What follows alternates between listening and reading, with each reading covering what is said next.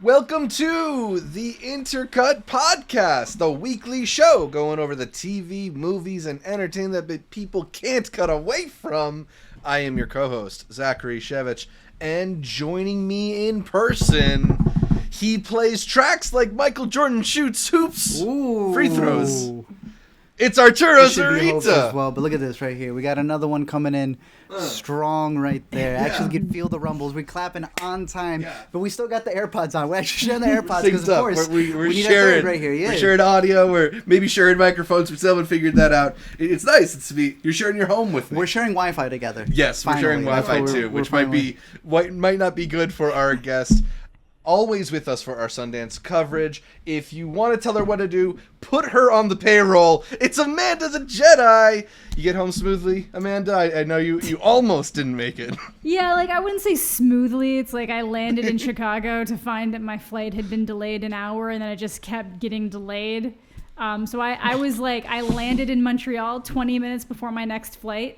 But we made it. A lot of running. It was terrible. It was one of those final boarding calls for your city. And I was like, whoa, shit, okay. Yeah. Maybe you saw Amanda the Jedi dashing through your airport. You probably, and they would have been like, fuck. But yeah, we're all chilling at a home at least. I haven't made it all the way back to mine yet, but Sundance has wrapped up. We've made it through the week and a half plus of new movies. The almost 80 feature films. It started off as 83. Some got cut. Some got added. I don't really know where it ended up being, but for the most part, I think there was still 80-something features, a good load of shorts, and for the most part, I think all of us together got well into the 80% of movies. I think we got to see everything that we wanted to see for the most part, and overall, I think it was a solid lineup. Yeah, Amanda, how many did your final tally hit? Because you also saw quite a bit. Yeah, I have to go back through. I think I saw way less than you because I dipped out on some of the documentaries to do work, but I think I made it to you were doing a lot of I think by the end it was about Sundance. a lot of screen work, but I made it to about 50, I'm pretty sure. So. That's nice. Pretty freaking decent. 50 is what some people won't see the entire year. Exactly. That's a lot more than what a lot of the major reviewers are seeing at Sundance. So that's a good amount. Yeah. No, I think we was there any category that you were able to finish completely? Because towards the end, I know we had a couple where damn, we were missing the one. Yeah. We should have called Jane, but definitely U.S. Dramatic. I definitely got through all of U.S. Dramatic. Beautiful. Nice. And then probably a decent amount of the features and stuff too, maybe all of those. I'm not sure. Yeah, quite a few. Yeah. Yeah, I feel like I ended up seeing all of World Documentary, which is a first for me. Well, I know how much you talk about that all year. So right, really I'm always looking for the World Documentary premieres. category. So this Premieres. nice, yeah. I mean, between all of us, we probably saw almost everything in premieres, or at least the narratives in premieres. Yeah, for the narratives. The docs were missing 2 docs. Yeah. Unlike last year's Sundance recap, we did not get to see every single feature at Sundance. We're missing 4, bro. We're missing just a handful. So if you saw it at Sundance, there's a really good chance that we'll cover it. We're gonna spread this probably across 2 different videos where we'll talk about the movies that are in competition in the U.S. Dramatic, U.S. Documentary, World Dramatic, and World Documentary categories first, and then we'll get into those premieres, those spotlights, those midnights, those next, even the kids section in our next video. So a whole bunch of movies coming up in just a little bit. But first, make sure you're subscribed to the Intercut podcast, either the video podcast on youtube.com/intercutpod or the audio podcast available on most podcatchers. Also, follow Intercut on social media, whether it's Facebook, Twitter, or Instagram. We are at IntercutPod. That's at IntercutPod, and that's short for podcast. Also, IntercutPod on Patreon. You can support the show for as little as $1 a month. We really appreciate that when you do. And you can leave us a 5-star review of the podcast on iTunes. We really appreciate when you can leave 5 stars. Also, Spotify podcast is letting you do 5 stars. No, we're canceling Spotify in here. Oh, right. I haven't heard why yet, but it's canceled. It's gone. So cancel your membership, and then eventually we'll get back on Spotify, and please give us those 5 stars. I guess. We're on Tidal. When we get those 5-star reviews, it makes me happier than when you see the image from the Sundance catalog in the movie Sometimes you hope it's not at the end. Sometimes you kind of have that thing where You're it hoping happens it's not the 15 Cameron minutes Post in. thing. Yeah. And or sometimes it's Cameron Post, and you're like, oh, so it's the final minute. You're like, of the I just frame. saw the final shot of the goddamn movie. You know? Does that spoil your experience with it ever? Are you sitting there like she hasn't like knelt over in that parking lot yet? She doesn't have all the blood Yeah, over her that's while she's in the middle of the exactly what highway. I was thinking of when he said doesn't have Exactly. blood all over her. I was like, whoa. So, I don't know. Does that say more about the movie? Does that say like there was nothing in the first half that they could show as promotion, that they had to take the damn final image of the movie? Interesting. Yeah, maybe they're doing a bit of that A24 bit and switch marketing. Or it like baits things. Like the Am I OK poster was absolutely baiting some expectations out of people that did not happen. Yep. I still had a good time. Which was great. Spoiler alert. Yeah, I had a great time. Not disappointed with Am I OK? Yeah, no. Anyway, so we will hop into the first category right off the top, the big one, the U.S. dramatic competition. This is the one where most of the movies that you like and know that came out of Sundance probably premiere in this competing for section. the spot, yeah. Stuff like Whiplash, stuff like Little Miss Sunshine, even more recently, the stuff like Coda. It's the R.J. US. Seiler, he was in Stop. Meet Earl the Dying Girl. Which one? That was a winner from there. But yeah, all the big ones come from U.S. Dramatic. Yeah. Yeah. So a lot of really interesting movies here. Let's start it off with 892, directed by Ami Damaris Corbin. It's the true story of Brian Easley, who's driven to the brink of poverty and decides to rob a bank holding hostages with a bomb. This one picked up the Special Jury Award for Ensemble Cast. Art, did you think that 892 had the best ensemble cast of what we saw in U.S. Dramatic? From the U.S. Dramatic, I think it had a pretty solid cast to go with it. I think the only one that I would have right next to it would be Cha Cha Real Smooth, just the way that everybody was able to come in together.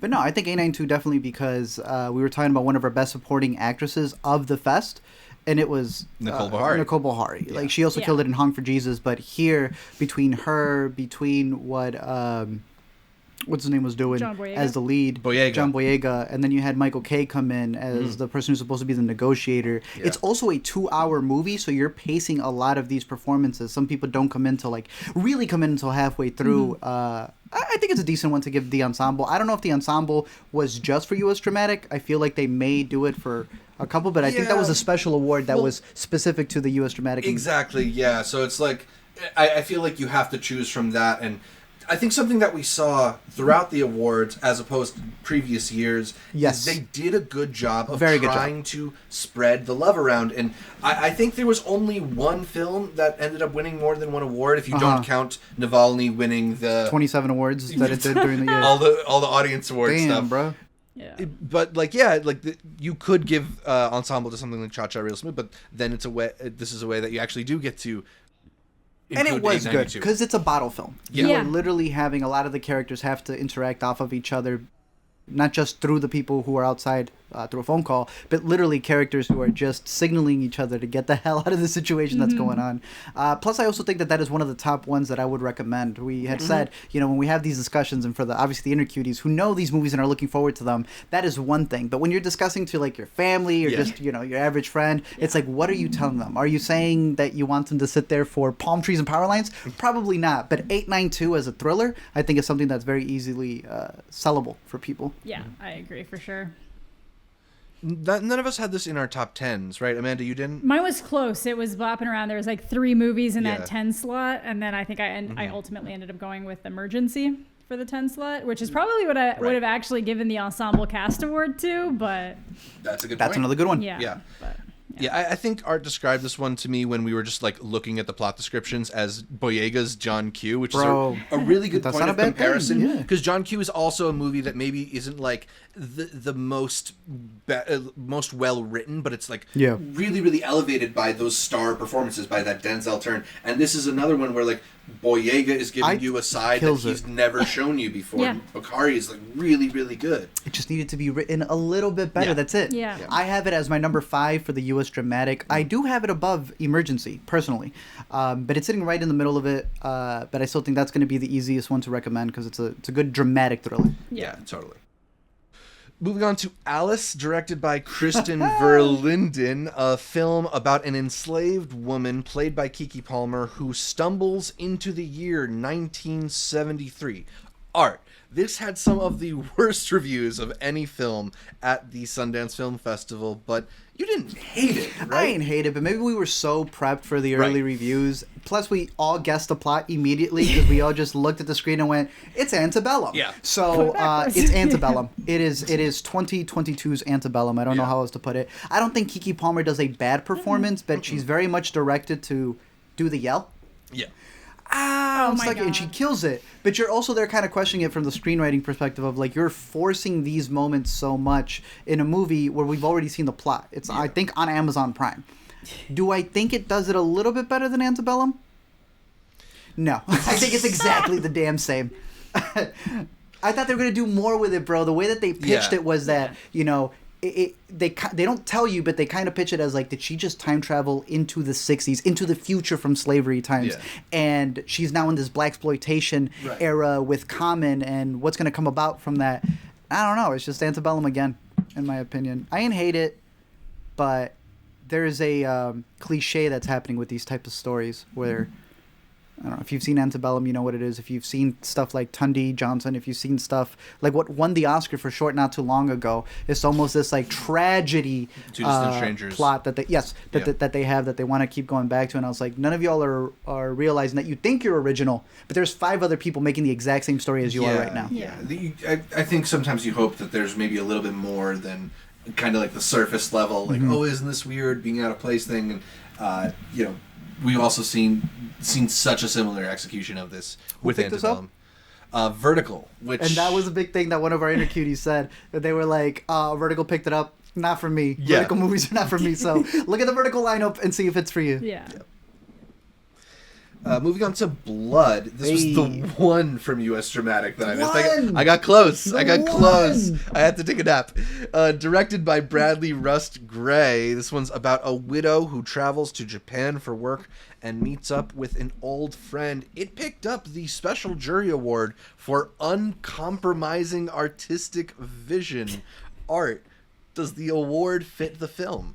They ain't compromised, bro. I'm gonna tell you that much. This was, I believe, also pitched as being very landscape worthy, very melancholic, and it is. It's a very soft looking film. I personally would go out of my way to say that, with the exception of Watcher, which I really enjoyed the way that looked, Blood may be top 3 best looking films of the fest. Yeah, it was really pretty. It is a very slow movie, and it's very much this relationship. Not even necessarily drama that's going on between these two as the widow goes to Japan, but it's a really pretty film that is kind of dealing with grief, and is also a movie that's got your volcano shots that I know you didn't get to see, but we started having a lava counter practically. But no, I thought this was a very beautiful movie. It very much sticks with its characters. If someone's on a boat, you're going to follow their entire journey through the boat. It is putting you through their pace. And I didn't think it was a bad film. A very slow film. Not one of my favorites out of the competition here. But I was hoping this was going to get the cinematography award. And I don't think they gave out a cinematography award this year. No. But the vision was uncompromised, and I guess I'll give them that. But everyone's vision was uncompromised. Yeah. Here's the thing. This is the first of like 4 special juries, which is, you know, the jury gets together and they're like, all right, we got to give it to these.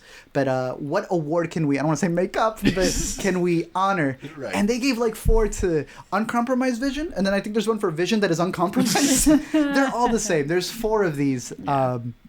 I don't see what it means because to me, all of these movies are clearly not touched, in my opinion, for the most part. But congrats to Blood. I hope you do. I hope you do catch it. I mean, I was just very tired when we got around to... It was 3 back-to-back slowly paced movies. Yeah, Amanda, I'm not so sure I would have made it through this one if I tried. No, I really don't think you would have, because like you had done the podcast. You had done another podcast that morning. Yeah. And you were just kind of like, guys, I don't think I'm not going to make it. We're just not. Because we had to do our own recording that day, too. And you were like, guys, I just don't think this is going to. It's only so much energy in one day. Yeah. Losing my hair. But it's a very good-looking movie, and I'd say the performances and direction was very well done. So. Moving on to Cha Cha Real Smooth, Biggest directed one. by Connor. Oh, sorry, I keep calling him Connor. I don't know why. Cooper. It's Cooper. Cooper. Yeah. Yeah, I got to learn the name because We saw a movie that was very much on dads. He really loved his dad, or I think we had seen a trailer, and I was like, it's Rafe Cooper. It's just going to be the reverse for him. Yeah. So Cha-Cha Real Smooth, we already covered this in an After Sundance review. Amanda loved the film so much we have to give it its own video. Yeah. So you can check that out on our channel, on our podcast feed. But since we recorded that, it won the Audience Award for U.S. Dramatic, it was also sold to Apple for $15 million. Shockingly low. Amanda, what do you think of Apple Films as a landing site for Cooper and Would you have wanted it somewhere else? It's a good place for it, and I knew they were gonna probably shell out the money for it because they did with Coda. I wanted to see it in like theaters, like wide theater run, but I don't know if it's necessarily that type of movie. I just think that things go to Apple to die, if I'm gonna be completely honest. Like they get it like recognition, but like if you don't have a streaming service, the streaming service you don't have is Apple. Like it's one of those things. So they're shelling out this money to bring people over, and they have really good shows, they have really good movies, but for some reason people just don't want to pay for Apple. They just don't want to do it. They have yet to have had a movie that really became like a kind of word of mouth sensation. Like Ted Lasso has reached that point. Show, it's that different. did push it, yeah. Even Morning Show to an extent kind of has some buzz, but yeah, they've had some big pickups with movies. They've had Greyhound, they had that more recent Tom Hanks one, Finch, Tragedy of Macbeth. We just mentioned Coda, but none of those have like hit the service and then trended on Twitter. They don't explode, but at least they give them that like 2-week theatrical window, so there's a chance that Cha-Cha will get it, but I see what you mean. Yeah. We mentioned that it's kind of this year's Coda. I kind of feel like they're hoping it's this year's Palm Springs. Yes, because Palm Springs for Hulu was this huge hit that people really came onto. Also had the benefit that Hulu doesn't exist anywhere other than the States. So to be on other streaming platforms, it had to source out. So in Canada, that was on Amazon Prime. Everyone has Amazon Prime. Everyone has Prime Video. It would be the same thing overseas. That's where it would have gone in the UK. That also probably really helped Palm Springs. Yeah. Is what I'm saying. But it is the biggest out of the fest because while 15 may not seem like a lot, the record as of right now is the 20-something. No. It's Coda. It's whatever Coda got. Yeah. That is the number one. Second Palm Springs would be second. Palm Springs by 69 cents. Palm Springs beat whatever came before it by only 69 cents. Yeah, you're just mixing up the years. Yeah. Right. So Coda is number one. Oh, because Coda was like 25 million, I think. There is absolutely no reason why Apple had to pay an extra damn near $7 million for Coda, but they did. They wanted to make sure that record was overbought. So knowing that Coda set it there last year, 15 for Cha-Cha in terms of the history of Sundance is pretty freaking good. Amazing. Like I think we were talking earlier, I think that still puts it in the top 5, if not 10. Yeah, I'm just trying to do like super quick research here, and as far as I can tell, like that might be the 4th highest sale in Sundance history. Me. I think Patty Cakes was third. I cannot remember. Patty Cakes might be up there too, so it might be like top 5 or top 10. Yeah, for second place, Palm Springs just wanted to beat it by 69 cents. Yeah, Palm Springs was 17.5.69. Do we know Coda's? Coda was 20. Coda was a cool 20 then. Wow. Was it cool 20 or 25? I thought it was 25. Might have been 25 then. I just hope they get their money come February 8th, because clearly that's why they dropped all that money. Yeah, I was right the first time. Coda is 25. 20 dude. If Coda gets an Oscar nomination, Apple will be rejoicing like freaking crazy. 25 They'll is think it's nothing. worth it. Yeah. Nothing. Yeah. That's nothing compared to it. So we'll find out about that in a couple days, but we'll see if Apple continues that streak for next year with Cha-Cha Real Smooth then. I hope.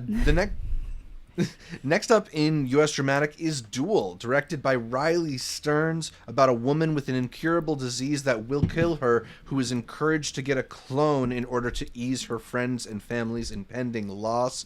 We talked about Duel during the honorable mentions of our top 10 films of Sundance, so if you wanted to check out more of our thoughts, you can go there. It has since been picked up by RLJE Films, which means it probably will get a limited theatrical run, maybe end up on AMC+. Amanda, did you have any more thoughts on Duel? I thought it was just really fun. Like, if you're familiar with Riley's work, like he basically just has his characters. They kind of talk like robots. Like, it's just very devoid of emotion in a lot of ways, just very like to the point. especially when you take into consideration that this is a movie about somebody making a double of themselves, you would assume it would be the double talking like that. But when you have everybody kind of delivering in the same flat way, it makes things really interesting with the characters. I really like the dynamic between Karen Gillan and Aaron Paul was really fun. And there's just some really nice moments. It's one of those ones that I think with like a couple changes, it probably would have hit a lot harder. Didn't like it as much as The Art of Self-Defense, but still a really enjoyable movie. Definitely worth watching. Yeah, you poking that? Big fan of The Art of Self-Defense. It's fun. I don't even know.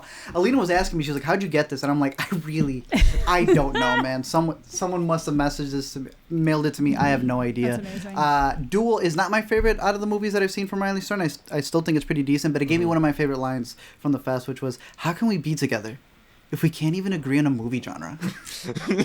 Amazing. I really like that line. Yeah. Yeah, there's a lot of great, like, weird tangential very lines. Quirky, yeah. also like very dark, but it was fine. I don't know if you saw Riley Stearns was saying that he needs to get a new critic. Well, that too, but he needs to get a new Instagram handle, and based on feedback of his movie, he was thinking of making his handle "You're Not Lanthimos." Bro, Whoa. come on. I thought that was pretty funny for him to say. It's already gone. It's too late for him. Is it funny? I don't think that's as funny as he thinks it is, bro. You gotta lean into it. You gotta embrace it. Oh my god. Sure, Zach. Emergency, directed by Carrie Williams, about two black friends and their Latino roommate who find an unconscious white teenager passed out in their apartment and debate how to handle the situation. Picked up the Waldo Salt Screenwriting Award for U.S. Dramatic, went to the writer K.D. Davila for her screenplay on the movie. Art, was this a good choice for best screenplay among the U.S. dramatic movies? I would still put Cha Cha over it. I think it would be tied with Nanny for me. I think it's equal to Master for me, as well as 892. I don't think it's a bad choice to go for it. I have a couple there that are equal to it, but I believe this is also one where the short, which was written and also directed by the same director, was at Sundance. Yeah. Take that however you will. But I think all of us collectively really enjoyed the story. What did this get picked up by?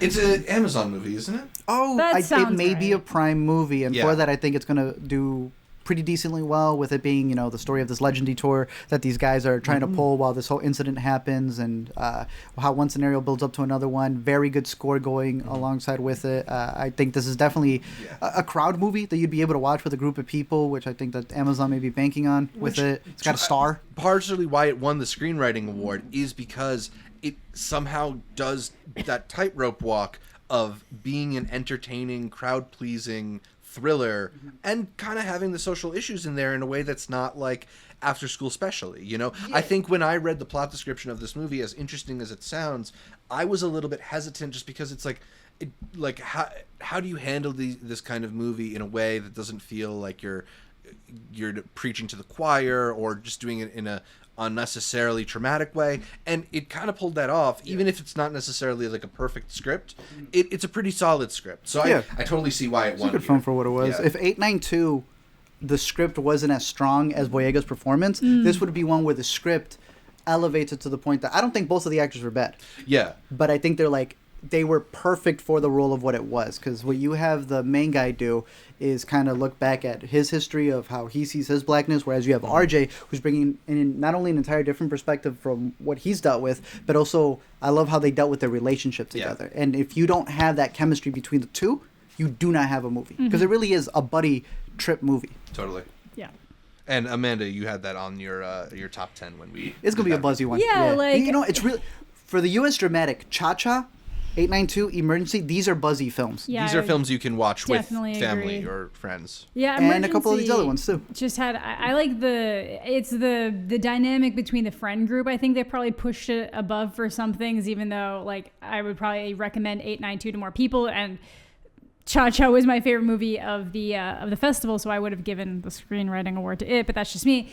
This was I just do feel like it did that tightrope walk really well. It never felt like it went overboard in any areas. It didn't feel like it was pandering. It just felt really honest, both to kind of like the issues it was speaking to from like my outsider understanding of things, but then also just like honest to teenagers. And it's the same reason why I liked Fallout last year from South by Southwest.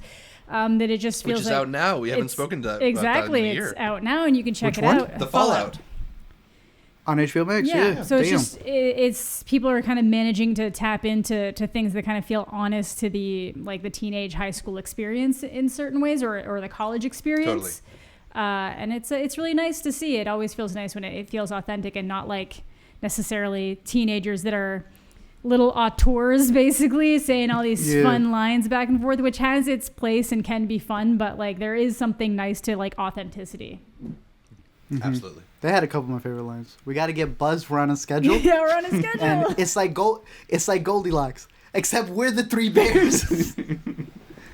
So good. Moving on to Master. This one is directed by Mariama Diallo. At a New England university, two black women struggle to find their place. Notably, Regina Hall stars in this film. Amanda, this was one of the few films at Sundance that might have fit comfortably into the midnight section. Did you find Master to be more satisfying for its horror elements or its dramatic elements? By the end, it's definitely the dramatic elements. I find it feels like it introduced a lot of like midnight horror category type things, or like tropes and things you think are building up to other things, but then they all just kind of get abandoned because that's not the movie they're making. And I don't know if it perfectly blended or like reconciled that out by the end in certain ways. I think they probably could have pushed a little bit harder in both of those directions and like really nailed this home. But I think by the end, it does end up feeling more satisfying as like a drama than a horror. Mm-hmm. And you would say that you ended up liking it? Yeah, like it wasn't my favorite of this category, but I definitely I enjoyed the performance a lot. I liked what it was going for, what it was talking about in terms of the message. But I think because it entered an area where it was throwing some of that horror so firmly into your face, to have that like not really be the point, or for it to kind of like drop off after a little while, felt a little bit weird. It kind of almost felt by the end there were some unresolved things that had been happening, or things that had been going on in the movie that never ended up being like explained or talked about or gone back to in any kind of way, which is fine. And this is one of those ones I felt like it was really driven by the performances, both by Regina Hall and I can't remember the younger girl's name right now. Yeah, I think she's a newcomer. I think so. She did a great job. She was fantastic. Yeah. But yeah, it's one of those things. It's like it almost felt like it went too far in certain directions and then didn't like finish out the wave, and then not far enough in other Zoe directions. Renee. Yeah. Yes, Zoe Renee is that actress. Zoe Renee. Yeah, I agree with you. I mean, I ended up seeing 67 films from this year's Sundance, and of the 67 films that I saw, this was the only film that I left unrated on Letterboxd. Not because I like didn't like it, I liked it, but like I'm still not sure how I feel about it. I want to rewatch it again. Yeah, Right. I'd like to see it again. It totally is possible that those unsatisfying elements that Amanda's talking about will sort of remain unsatisfying on a rewatch, but it might just click differently knowing where it's going. Yeah. You know, it's not a movie that opened itself up for like easy interpretation, right? I think it's going to benefit from really sitting on it, really diving into it. I hope it benefits from it, because there was a lot of stuff that I found really interesting there, but I don't know if I comprehended it all enough to really feel like I have my arms around the movie. Yeah, I feel like I got it. I'm curious to see what a rewatch would feel like depending on where certain characters go. Yeah. Because you almost have like two leads, like you're saying. You're following the girl at the school, but then you're also following Regina's character as being the master of the school. And when you actually look at the U.S. dramatic, you would consider Alice. All these movies, half of them deal with race. Yeah. Alice being the blaxploitation version of it, right? You have Emergency, that's the super bad buddy comedy version of it. 892, that's a dramatic thriller aspect of it. Master specifically takes place in a school dealing with institutions. Yeah. And you have both of these characters dealing with that. One who works within the system, and then the younger girl who's going up in it. She's barely a student.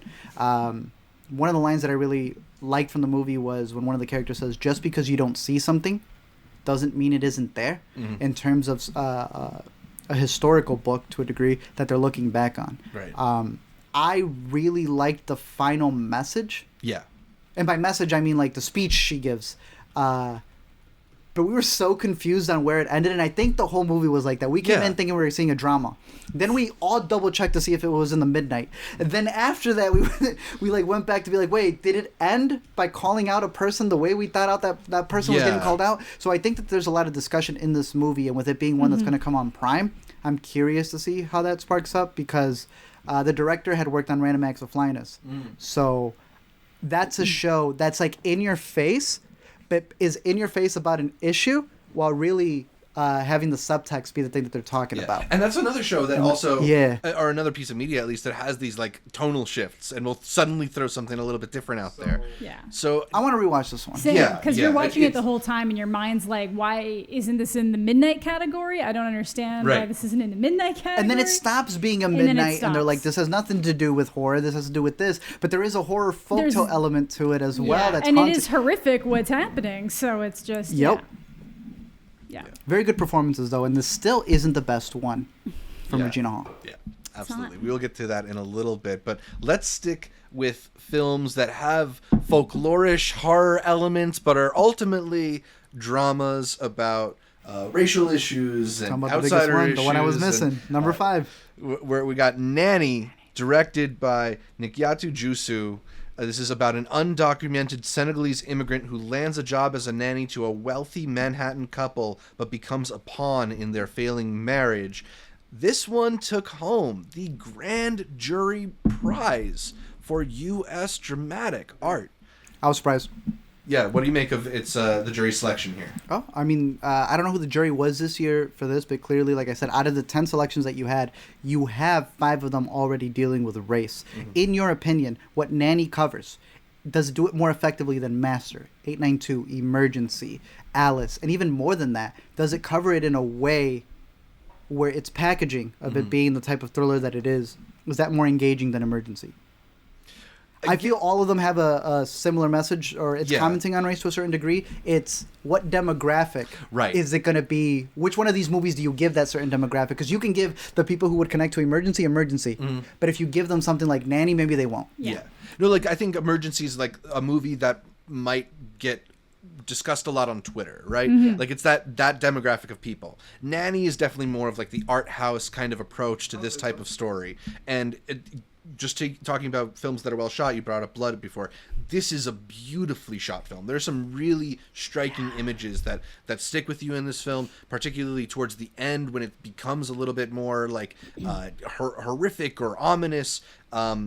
It is a little bit hard to penetrate the story. I think it takes its time to really kind of give you the satisfying answers that make you feel like you know what the story is doing, right? What's real, what's not, what's the backstory some characters haven't revealed. And I would even say that it kind of rushes those answers too. Like I would have liked an extra 10 minutes on the back end to I would agree with you, sit in that moment. But I still think there's so much there that I found fascinating and layers to that story that it is really one of the striking films of this selection. Like I'm a little surprised by the choice. I'm not going to say this is like an obvious pick here or anything. I'm surprised because I see it more as a genre. Right, yeah. Yeah, type that's of what movie it felt because like, of the more so. elements that it brings in. And that's why I'm so surprised with it. I would have felt the same way if it was Watch. I would have been like, damn, a horror movie? And this straddles the line between being a horror thriller and even more than that, dramatic. Yeah. What was a couple years ago, I think in 2020, they had His House, which is on Netflix right now. Another movie dealing with immigrants who go from Africa, if I'm not mistaken, to the UK and how they're dealing with the housing crisis there. So this would be an inversion of that to America, but about people leaving people behind. Family behind, and like it's working interesting. so hard with like it's basically it's like this woman who's struggling so hard to like send money back to her family and get her son in America to give him a better life while she's dealing with someone else's child and their terrible she can't take care of her own, but she got exactly. It's like there's a lot going on and it packs a gut punch. Yeah, and I'm curious to get into more of the folklore with it because I know that was another part of His House. The more that you learn about their backstory, the more that you're able to appreciate what's haunting them. Yeah, really interesting. Like a whole area of folklore that I feel like I've never really been exposed to, but never really gets mentioned in anything because we're so busy with just like our own like New England folklore and whatever the hell else is around here. So it's like really interesting to see what other cultures have. Yeah. I would say among the non-comedies in this category, this would be my choice to win. I tend to prefer the comedies, but Man, I had Watcher right above Nanny. yeah. My top three for this competition goes Cha-Cha, Watcher, then Nanny. So I think it would have been really cool to see that one as a horror take it. But no, I think that's really good for Nanny. I think it's really interesting to see how it's split between the audience choosing Cha-Cha and then the jury picking Nanny. And I always love, it being split between different movies getting the recognition. So I liked it. So we'll get to... Actually, let's just skip to Watcher. We can go out of alphabetical order. Why not? Fair. Why not? Watcher, directed by Chloe Okuno. It's about a woman played by Micah Monroe who joins her husband in Romania after he gets a new job. After they arrive, she spots someone in an adjacent apartment who seems to be looking back at her. Art, this one got picked up by IFC Midnight, so Beautiful. it should be available on VOD, maybe even in theaters. Should horror fans have this one on their radar? Man, I think you should. If you think know so. Micah, you know she gets followed, and she gets followed beautifully in this one. It is a perfect suspense little thriller that they shot completely in Budapest and takes place, I think, over there. I think so. So that concept of being able to have all these streets empty because of COVID and filming during COVID is such a huge benefit. That's going to be another thing we'll discuss for some of these movies, how they used COVID to their advantage and did not even mark it as a COVID movie. So for this one, it just feels creepy because you are following her the entire time. And as an audience, you're either believing her or you're not. You're being led one way, you're being led another. Some people may find this a little too slow. Yeah. I think that's I can see that. okay. But you will get a conclusion. And I think that would piss off more people than the pacing of it. I thought it looked beautiful. I thought her performance was fantastic. I loved the third act. I thought everything in this movie was firing on all cylinders, and it delivered everything I wanted for a movie called The Watcher. Michael was great.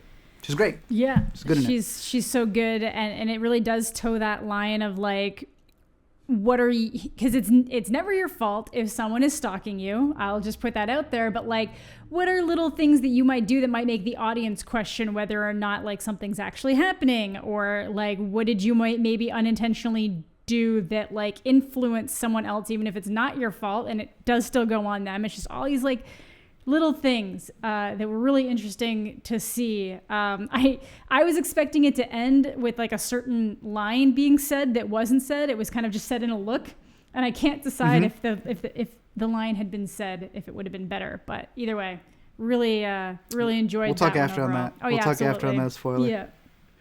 But the director's done a pretty good job. VHS 94. I wasn't the biggest fan of it, but I know that blew up when it got put on Shudder just a couple months ago. And they're also remaking Audrey Rose. So for those horror fans, know that this is going to be a director who's going to be on the radar for a bit. And I think they've got a really good original feature here with The Watcher. Yeah.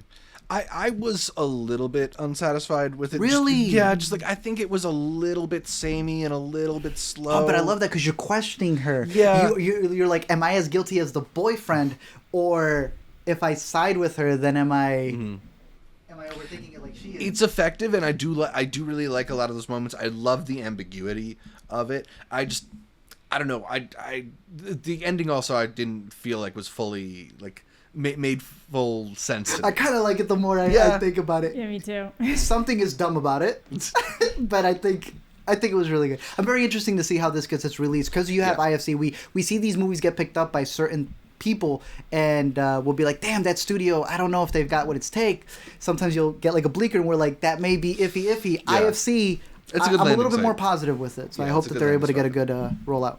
All right, the last one from U.S. Dramatic that we haven't talked about is Palm Trees and Power Lines, directed by Jamie Dack, about an aimless 17-year-old who becomes intrigued by the attention she receives from a man twice her age. This one won the directing award for U.S. Dramatic, went to Jamie Dack. Amanda, what do you make of Palm Trees and Power Lines winning that accolade? I think it was a well-directed film in terms of like what it's getting you and how it brings you through how this like young girl is feeling and how this older man is kind of manipulating her in really subtle ways, how he'll say something in a way that's like sympathetic and like, wow, you're so strong, and then she'll go and turn that on the people around her. So as if it's her own thought. So he'll just suggest something or just say something like, oh, well, it's like amazing that you do this. Like some people shouldn't do that kind of stuff. And then she goes to the mom and is all like, you know what? Like some people really shouldn't be this. And it's like crazy how quickly just little encouragements and little pieces of sympathy and affection and attention can infect a young mind and make them feel like really it's love. good. It's really good at giving you kind of like the step by step of this manipulation. Yeah. And then how that lingers. So even if it gets to a point where you're like, oh, I think I've made a mistake here, how those feelings linger and how they don't disappear, especially when you're that younger age, because like you do have more hormones kind of running through you, so all your feelings are more heightened. And if you can't ever really be honest with the people around you as to what happened, you're almost destined to unintentionally fall back into certain behaviors, because that's where you're getting the attention that you're looking for, even if you're being manipulated. Right. So in terms of that, I think it was handled well. Like, I say this as a compliment, but I think you could be 17 years old and watching the first half of this and kind of look at it like a romance almost, yes, right? Absolutely. Like a more naive person. It's plays that You close have enough to the chest. If you don't play it, then you're not giving people a real movie. I think this is the best directed of the competition. Yeah. I really do. I love Cha-Cha. I love Watcher. I think this is the best directed of the competition because it makes you feel uncomfortable. This movie's disgusting. Yeah. And it's so gross. the inverse of Red Rocket. Right. I know a lot of people loved Red Rocket. I know people who had problems with Red Rocket. Myself, the first time I saw it as well. He's credited in the thanks for this. Yeah. They got Sean Baker in the credits. This is Red Rocket if you don't want to see the creepo as a fun-going guy who you may accidentally like. But that's the point, because you do fall for these people. Right. And in this one, like Zach said, that first half, you're almost thinking she's falling in love. She is ignoring what her friends are saying. Yeah. This is so uncomfortable at points because I don't know how close this is to the director. She had made this for Cannes. She had said it's beautifully shot. The short film version. Yeah. It's beautifully shot as well, based off her 35mm photographs of things that she had taken. Do you remember Compliance? Do you remember Compliance? Yeah. In Compliance, when you're following it through and how they're just listening to the phone call and that person says something, and you're like, how could you fall for that? That is this movie. You are saying, how could you fall for that? But the worst part is that this isn't one of those movies where you're going, how could you fall for that? Who wrote this? You're saying, how could you fall for that? And you know people are falling for it every day. Yeah, every single day. That is a very damn effective movie. It is. And it is You see it online all the time. About what happens in the third act. Yeah, like without spoiling it. There's something that happens in the third act where you're like, are you serious? It ends in a way that I found to be very brave. I find this movie more effective every day. The more I think about Like, it, it's true. At the moment, I was like, "Are you fucking kidding me?" But then This the more is disgusting. yeah, but And then you the more I realize, well, think about that's it, I'm the like, point. "Yeah, I see that shit online the- every single goddamn day. Someone new pops up, and it's like, sure. blah, blah, blah. I was talking to somebody in a Discord who was 14, and I'm like, fuck you, like." Yeah. No, I mean it's just like it's a really intriguing dramatic choice that I think a lot of other material that's covered this is not doesn't have the artistic resolve to make that choice. They want to right? make you feel comfortable. Yes. They want to make sure you know who's right, who's wrong, and they don't want to side with the fact that these girls see it completely different. Yeah. They really do a good job at putting you in the point of view of what gets people to be manipulated, because it's a 34-year-old and a 17-year-old. We probably all know people who have gone through this. Like, I had friends in high school who were like dating older guys, and it was like cute, but we were all like, "That's gross," but we weren't like, "No, this is like we should probably be calling someone. We should be calling someone, like, because you're a kid." But no, it's a very effective movie. I will give it that. Yeah. So we talked about all the movies in the U.S. dramatic competition, but I think both of you seem pretty comfortable with Cha-Cha Real Smooth as the winner here. Yes. Nanny, Watcher, and Cha-Cha. What's yours? I'd go Nanny, I'd go Cha-Cha, and I think I'd go Duel, actually. Nice. Ooh, I think she does too, right, Amanda? Yeah, it's either Duel or Watcher for me. Actually, I might go Cha-Cha, Duel, and Watcher. That might be the order I go. I did really like Nanny, but I Not think Emergency? I think what? Not Emergency? I like The Emergency a lot too. Like I said, there's like a handful of movies that are just kind of like bopping around at different positions depending on my mood and how long I've sat with them and stuff. But like Cha-Cha is the only one that's like absolutely, completely safe. So then there's like four that are kind of bouncing. We were talking we were talking about this a little bit when we were still in Utah, but like, kind of feels like there's tiers of Sundance movies, and Yes. it's not as easy to really rank. But it's also not like terrible tiers where you're like, there's a lot here, there's a lot there. No, my like 4.5. I think I didn't give a 5. My 4.5 is beautiful. Yeah. My 4s are so thick. It's crazy. I think this has been like Then the my most 3.5s 4s and so 3.5s I've ever given it at Sundance. And then it's just a couple 3s. Yeah. I think you may have given a 2.5. I may have given a 2.5, right? Yeah, there's Yeah. like a couple that I'd be like, Everything's a 4 or 3.5 this year. Yeah. I don't know. Maybe I'm just in a positive no, mood like this year for I gave 2022. Cha-Cha Which is nice to see 5, you guys and then again. already there's Yeah. a bunch of 4.5s, and then it's like down from there. So to me, that's a really good year. It's a great pretty year. solid for the U.S. dramatic competition. I think everyone's got a favorite out of there. All right, before we do the U.S. documentary competition, we would like to thank our Intercutie Plus members, who are the Patreon patrons supporting the show. They are Julieta, Jessica, Tim, Garrett, Ewan, Tushar, Cademan, Connor, and of course, the producer-level patron known only as Awkward. And thanks again for supporting us, and a reminder, I don't know where that voice crack came from. Awkward did that. That's for Awkward, thank you. The reminder that you too can become a member of the Intercutie Plus team at patreon.com/intercutpod, where you can sign up for patron benefits like early access to our Intercut episode outlines, access to private channels on the Intercut Discord, or an invitation to our monthly Patreon Google meetings. Woo! We owe one of those We owe Patreon them. Google We owe them meetings. a We gotta pretty figure that long out. one. We've been pretty busy. Yeah. But yeah, that we owe it because we've been watching so many Sundance movies. We got to get you all these reviews, all these recaps. So And even we do more it than for that, you. we're curious to see out of all the movies we're able to give away, because I don't know how that's going to be for last year, but or if we're able to get in trouble with it. That was the one thing. Right. It was Amanda, I, and Zach, and we're like, I think we get in trouble for giving out these many movies, but we played it. Screw it. We wanted to make sure y'all had all these movies, and with the way that if you were listening to all the live streams that we did during the actual Sundance recap, we were able to get some screener links, which meant that the actual ticket selections that we had through press, we were able to give away to y'all. So Yeah, so if anybody hopefully y'all were able to complains, see- like I can give you step-by-step explanations as to what happened to all these movies, because I did watch them Sundance. It's just we did watch Exactly. I them. wasn't gonna let those But, tickets just sit there unused. So Right. we have lost Shared our the jobs, but we want to make sure that y'all got your Exactly. movies, and we figured that was We worth it, because that's put- why we do what we do. Yeah. We put ourselves on the line for y'all. We don't know. So if we're not covering Sundance until 2025, you know why. But I don't think there'll be a problem there. I don't Nah. know. We chose y'all before we even thought about the fact that this is Exactly. going to appear It was on like their thing halfway as us just through, and not I was watching all these like, "Can we like movies. start switching around who's giving away tickets? Because I'm worried they're gonna be like that realized- Canadian bitch has just been giving everything away." She gave everything out and only saw 2. Yeah. So hopefully y'all were able to see some really good movies with Yeah. it.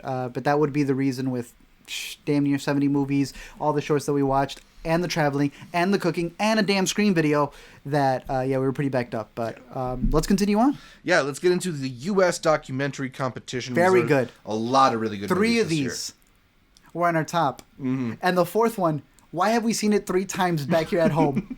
Zach will get into it. All right, Aftershock, co-directed by Paula Eiselt and Tanya Lee Lewis. This one took home the special jury prize for Impact for Change. It's an emotional and comprehensive look at the reason why a disproportionate number of black women are being failed by the U.S. maternal health system.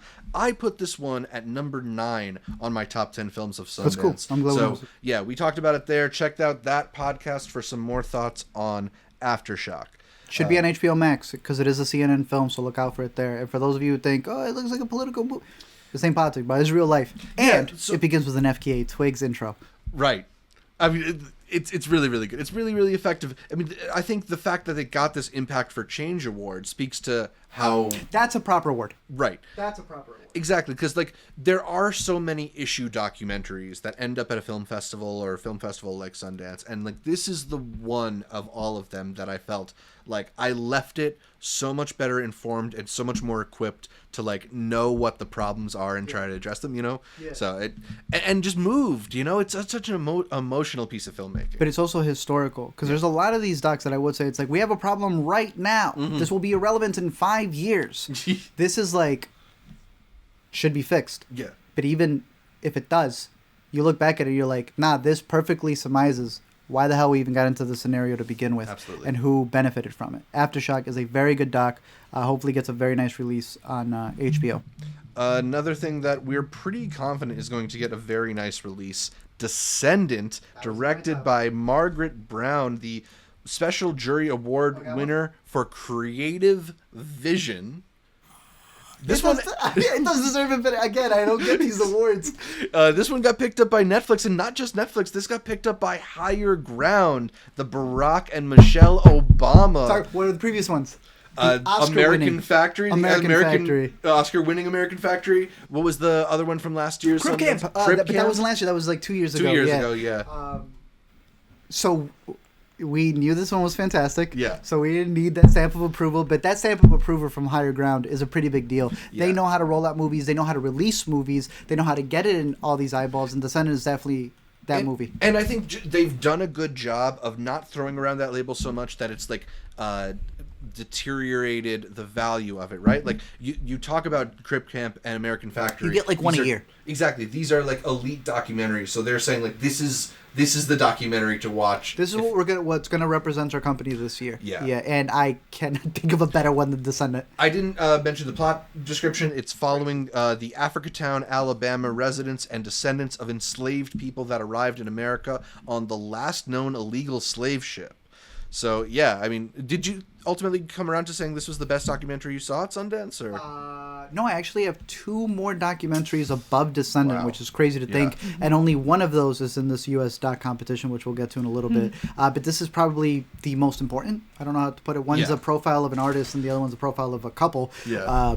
This easily is one that is still in the midst of growing, into a bigger story. Yeah. And just the backstory that you have of it, not just of seeing these people in the present who are descendants of this and what that does to that town, but also being able to look back as they archive and show you how this was even able to be done in the first place as a bat is insane. Yeah. And it kind of sets up all the dynamics. Moving on to Fire of Love, which took home the Jonathan Oppenheim Editing Award for U.S. Documentary. Went to the editors Aaron Casper and Jocelyn Kaput. I don't know how to pronounce that. Fire of Love. Oh, my top favorite. Sorry, I was looking at a quote here, if you don't mind me saying, from Descendant, just because I want to make sure y'all have it on your radar. It wasn't a ghost story. It was our ancestors talking. Ooh. Oh. Yeah. Feel that in your bones a little bit. No, it's crazy, man. There's a lot of stuff in got that Descendant that was like insane. So Descendant on Netflix. Fire of Love. This one got picked up by National Geographic. Yeah, picked up by National Geographic, and they said they're going to give it a theatrical release as well, which is exciting. We're keeping our fingers crossed that that's in IMAX, because like, man, I need to see some lava in IMAX. Give me those red volcanoes. Unbelievable. So yeah, we already talked about this plenty on our top 10 films of Sundance stream, because I had it at number 4. It's a really wonderful job of telling the stories of Katya and Maurice Kraft. And lava, man. We were excited going in. We loved it coming out. Was some of our favorites. Beautifully shot. The compositions are gorgeous. The music is gorgeous. I think we're still split on the narration. But other than that, this is one of the best documentaries. And a really worthy winner of the editing award, because they're going through all this archival footage and assembling it in this beautiful way and giving you that kind of dreamy atmosphere to the movie. And the way they bring up their relationship, and they'll tell you a quote and then overlay that over specific shots of where they're at in finding these volcanoes. It's just a beautiful love story and just a beautiful story of people's passions towards what they love to excavate. Free Chol Soo Lee, directed by Julia Ha and Eugene Yi. It tells the story of Chol Soo Lee, a 20-year-old Korean immigrant wrongfully imprisoned for a murder in San Francisco's Chinatown district. Art, I was trying to catch this one with you, and I nodded off, but at the end of an 9-movie day, there's only so much energy left. I thought it was really, really interesting in the first half, just the story of how this guy becomes the face of this movement without even realizing it. He's in jail. Yeah, you have no idea that they're making him this entire figure, the Free Chol Soo Lee, which is the title of the movie. Was their hashtag before they had hashtags? Yeah, exactly. pre-hashtags. So you're covering the story about how an incident happens, and because the witnesses just see every Asian person as looking at, like an Asian person. They blame this dude, and then he becomes this, the icon to this movement that he doesn't realize he needs to uphold. Right. And that was more so the second half. I don't think it was a bad movie at all. I think it was a very interesting breakdown on this story. One of the lines that really stood out to me was where he was being belittled, and the specific line was, "I wasn't insane. I just didn't know English." And just shows you how, in the 70s, what he had to deal with, and what they imposed upon him, because they didn't take the time to realize that he didn't know the language. He wasn't that person who they thought he looked like, yada yada yada. But I would combine this with what I believe you have next, The Exiles. Yeah. Because these are two Asian stories of Asian people who are in America, and the stuff that they have to deal with in not just their differences, but also and this was a South by short, being the model minority. I think that's a big aspect that comes to a lot of these Asian stories, is that idea of subconsciously feeling like they need to be the model minority. And that's a big thing with Free Chol Soo Lee, is that when he comes out, he doesn't come out a free man. He comes out as the face of this movement. Right. And he feels that pressure. It's like, damn, now I'm something that I'm not. I'm still not free. Right. That was the most interesting aspect of that story. And for The Exiles, which was the movie we've seen three times. Before we get to Exiles, Free Chol Soo Lee was picked up by Mubi. Oh, nice. Movie, Good that's for right. them. Okay. Yes. Yeah, so that's going to get a nice little theatrical release, It and then it'll should. be available on streaming. And I think that's a really good home for it, because they have a lot of very interesting kind of underseen documentaries there. So, yeah. Which is pretty good. Yeah, that should be available at some point soon. But the Sundance winner, Exiles, Yeah. I think was a little bit better. All right, so The Exiles, the Grand Jury Prize winner in U.S. documentary, directed by Ben Klein and Violet Columbus. It follows filmmaker Christine Choi as she travels with footage from an unfinished film about Tiananmen Square to meet with exiled former dissidents. A really, really fascinating film that is at once a profile of this very interesting character and eccentric figure in Christine Choi, but also like a bit of a history of these people who were freedom fighters in China at a time.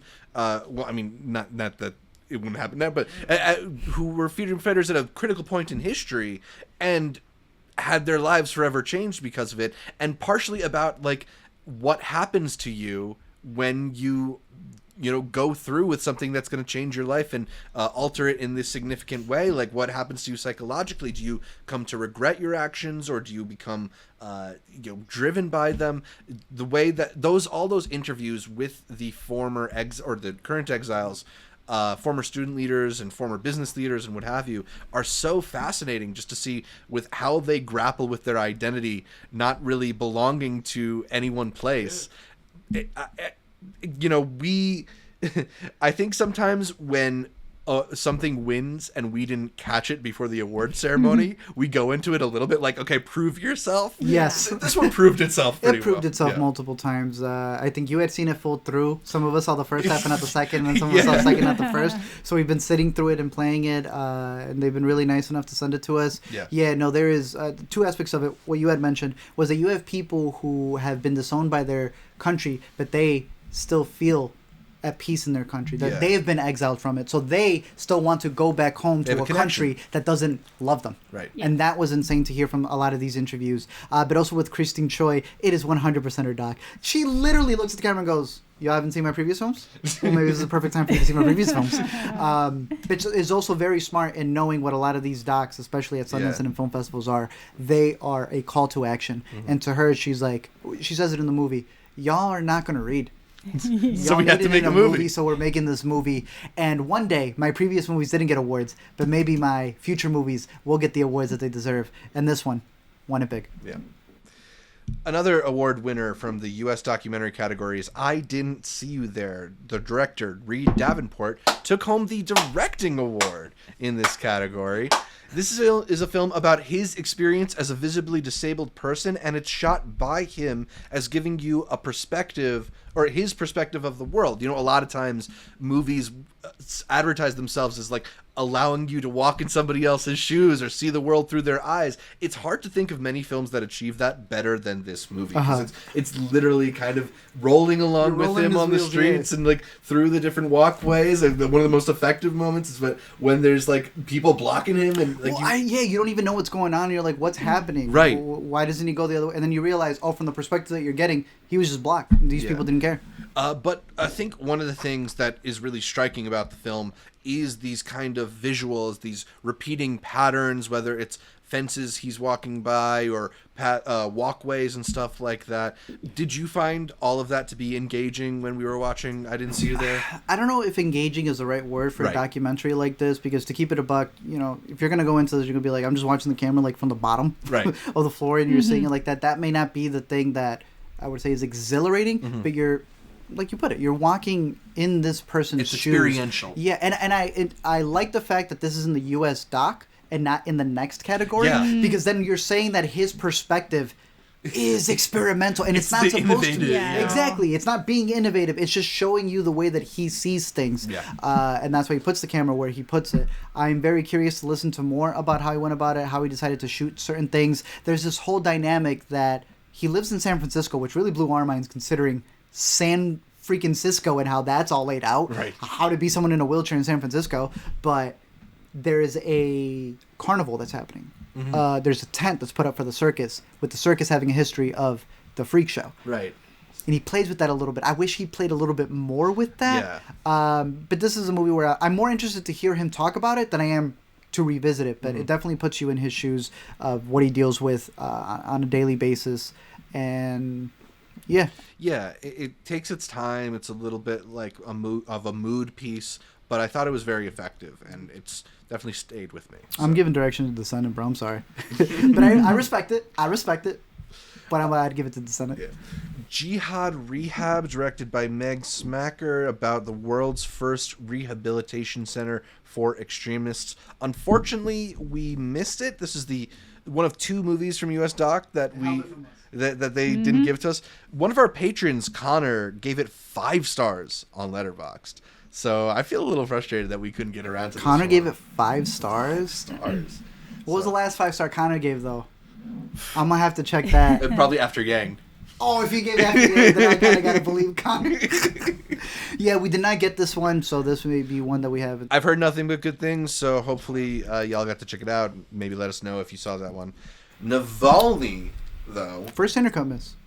Just first. We 50 minutes. First Intercut miss. First miss. Navalny. What did it not win, Zach? Well, it did win Hearts of Russians? It did win the Audience Award for U.S. Documentary. It also won the Festival Favorite Award among all 84 feature films screened at Sundance this year. I think this is the first year they've done this award. Never been done, because special. Yeah. So directed by Daniel Roher, and it's a documentary, obviously, about the Russian opposition leader, but it's not Alexei World Doc. Navalny, because he's an American. He's making the movie in America. No, Keep going, bro. Keep going. You were Amanda, cooking. are you surprised that Navalny was chosen as the festival favorite? Not really, especially what was kind of like brewing while we were at Sundance. It was just every day, it's all like more Russian troops are on the border of the Ukraine. Right. It's like Russia's That trying. is what we were reading every morning. Every single morning, it was like more troops on Ukraine's We'd border. be like, so did you hear about the Ukraine? And we're like, what World Doc is that? Yeah, exactly. That was Klondike. So, to have something like this where it's like the opposition leader to Putin, who has been poisoned more times than I think anybody's been poisoned and survived, who is now just like in prison, who's done all these different things, and kind of seems like this like meme dude, because he was like, well, if I'm going to do this, I'm going to get involved on TikTok. I'm get involved on YouTube. Very proud of his TikTok. Very proud of his TikTok. He's like, his daughter's like, I didn't know you could do this. And his daughter goes to like school in the United States, and like the dad still knows more about TikTok and stuff. So I am not surprised that this ended up being a festival favorite, especially not in like the doc area, because it is a very well shot documentary. It's very tight. It's very fun. He's a very fun person. Yeah. I think a lot of the times you think Russian rulers, you think these like very stern, Putin-like guys, and he's just kind of like trying to figure out who poisoned me and how. Let's do prank calls, like. Right. No, that's it exactly, right? This isn't the jury award where they're a couple jury members who are in the industry debating about what was the most well-crafted documentary in the festival. This is the audience award. And this is a documentary that is both political, so it's about something important, world issues, and kind of really fun to watch. Yeah. The second act revolves around a prank phone call. It's so good. And it just ends with think, yeah, that guy's dead now. It's like...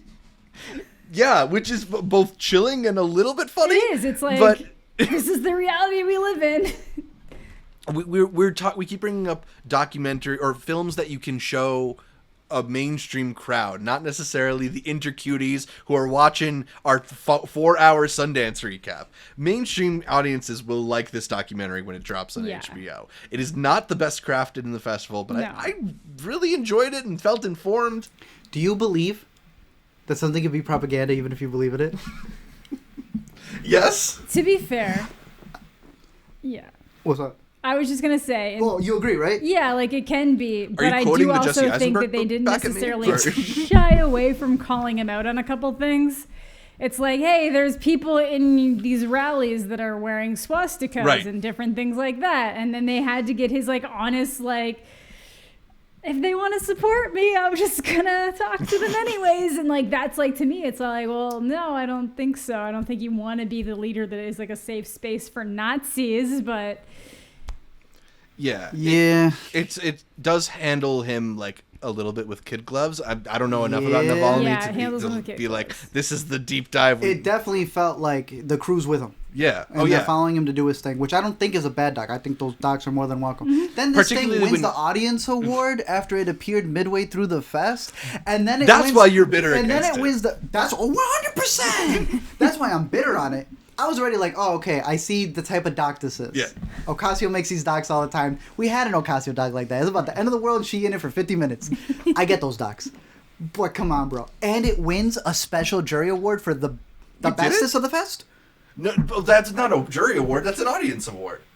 It was an audience award. No, it won the audience award for best doc. And then it won what? The festival favorite, which was the audience favorite among all 84 features. Get out of town. I don't know why. I really don't believe That's it should what it have was. won audience. I don't understand how audience liked it more than every other. I don't think movie. beliefs have anything to do with this. This is logistics. There is absolutely no way Navalny won all 84. Over Cha-Cha. Get out of No, here's Over the thing. Cooper I fucking think Rafe? No, I saw Where'd you some vote? reviews on. I didn't vote for anything. I saw reviews on Letterboxd No, of I Cha-Cha that were negative. Right, there are people who didn't like it. So I can't They might imagine have even the flooded people. it with reviews, though. I'm gonna raise you the people who did it. It's the who Russian rated bots. Cha-Cha negative. It's the trolls. You said it, bro. I had it ready if you said it. was I all just of don't see Ukraine. Navalny winning it. Yeah, I just don't see Ukraine Navalny server winning farms. It. I think it is an interesting doc because he is an interesting character. He is. Yeah. He is. He is very entertaining to watch.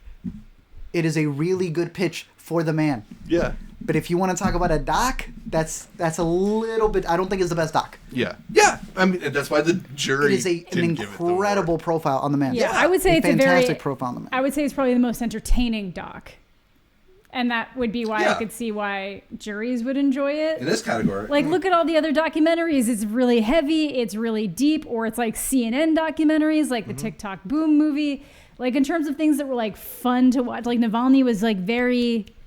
Yeah, I love sharp-paced. Fire of Love, but that movie's a little bit sleepy. Yeah.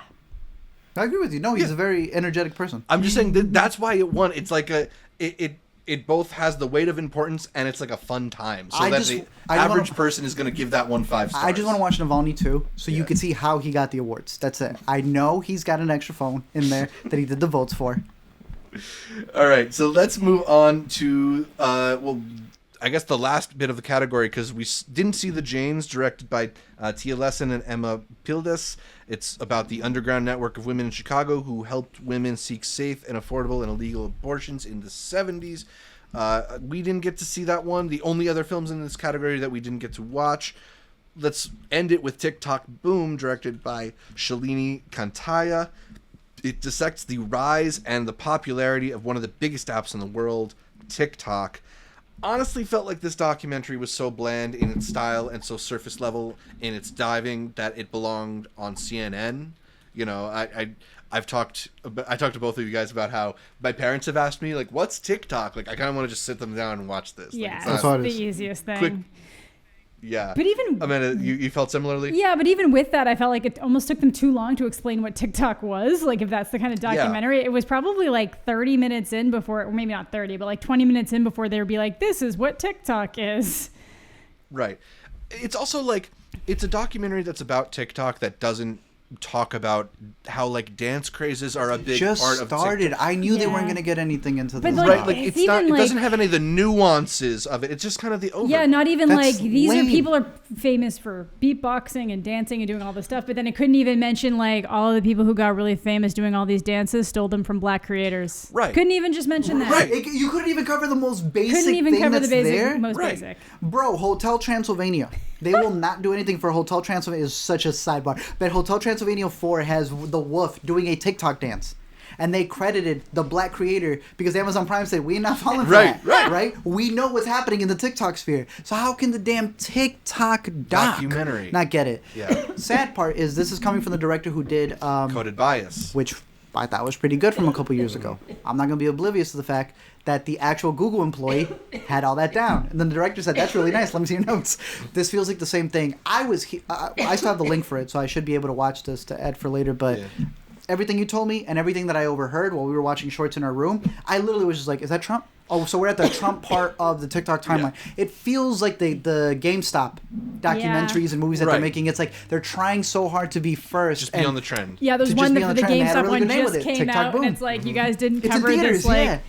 the big date, and he's like, oh yeah, it's still developing, wait, so just like we couldn't do just it. take time. Yeah, But if they change it, they can't use the TikTok Boom title because then TikTok Boom will. it's true. Yeah, definitely the bigger disappointment in this category, and it's gonna be at South by Southwest. We just found out today. Oh wow. Yeah. You have a chance to skip it there too. World Dramatic? Before we get there, so what would you have given the grand jury prize to in U.S. documentary? Then? Fire, Are you Love, going or Descendant? Are you going Fire of Love? Fire, Love, or Descendant are tied. Yeah. Yeah. Same with you, Amanda. Fire of Love.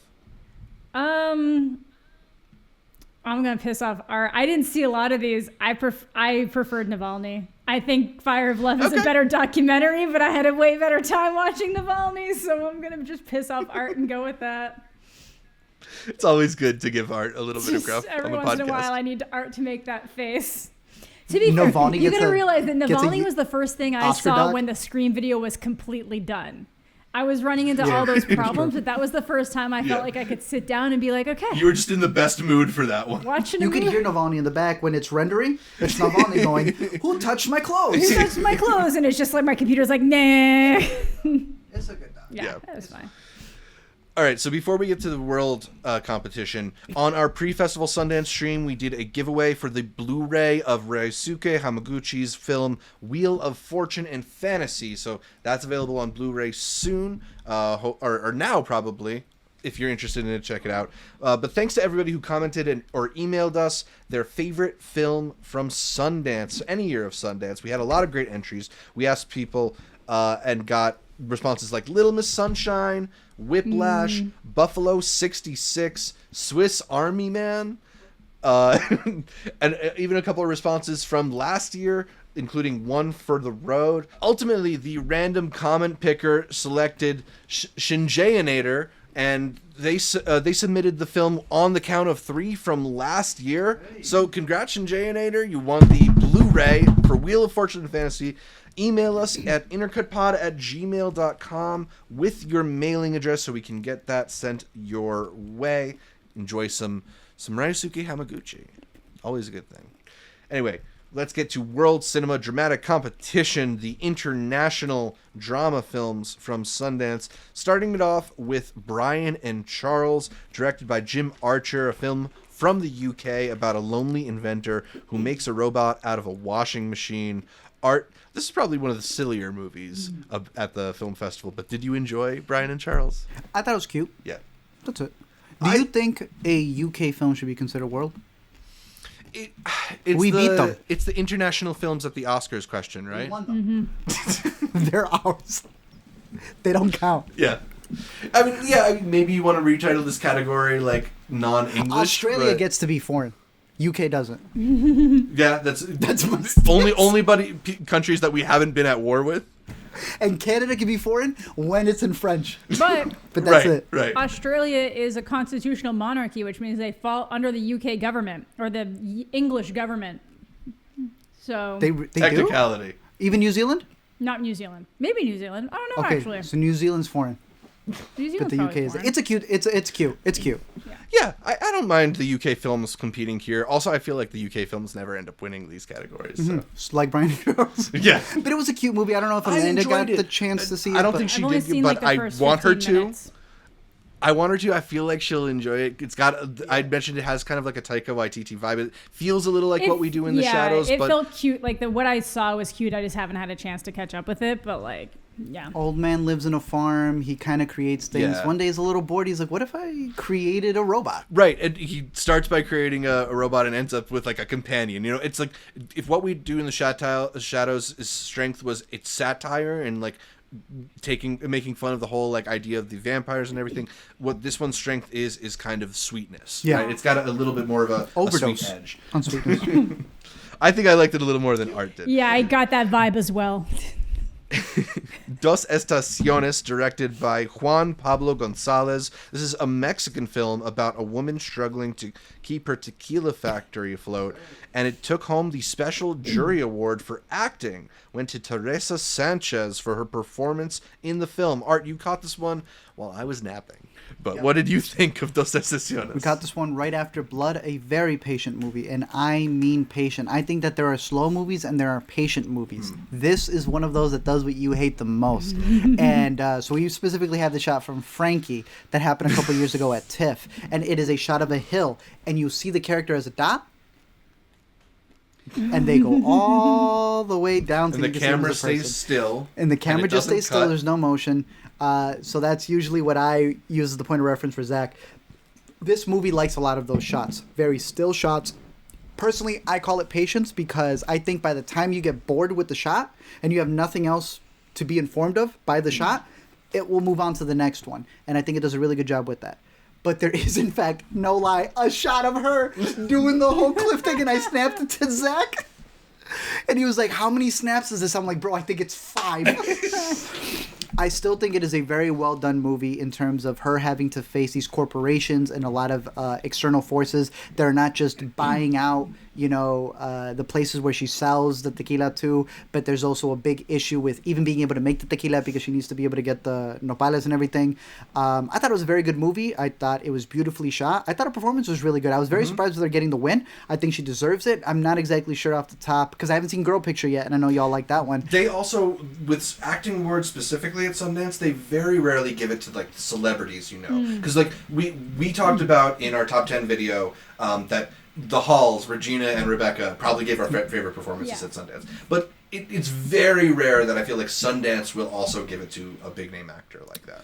But it was really good for her. She really does. All her acting is in the eyes because not only is it her having to deal with this whole company as a woman, but it's also this new partner who she has who's helping her with it and the relationship that they have going on. So shout out to her. I thought it was a very, very well shot movie and a beautiful theater shot as well in Dos Estaciones that I thought was nice. One to have for the books. Nice. But a pretty solid movie. I didn't love it as much as I wanted to going into it. Something like Mexico's feature for 2020, which you knew I love, non-identifying features. Right. I wouldn't have that as high as I did that one. But above Son of Monarchs? Or... Oh, yeah. I would put this above Son of Monarchs by a bit, yeah. Cool. Gentle. This one's directed by Anna Easter-Namas and Laszlo Kuya. It's a Hungarian film about a bodybuilder who starts working as a specialty escort. Pretty interesting premise, and I think some of the early scenes are really interesting in just seeing her navigate a new world, and they kind of... I think anything that tries to point the camera at a like underbelly world that hasn't necessarily been shown, because a lot of the escorting she does is not like what you necessarily traditionally think of as escorting. I didn't see this. Zach did. I just came in and someone's getting crushed by thighs. Yeah. And I was like, Zach, is this Sundance? Yeah. Or did you pay for something on my account? It's like, I gotta know, man, this is my internet. Are you using a VPN? I just want to know because I need to start from the beginning Right. on whatever you're watching.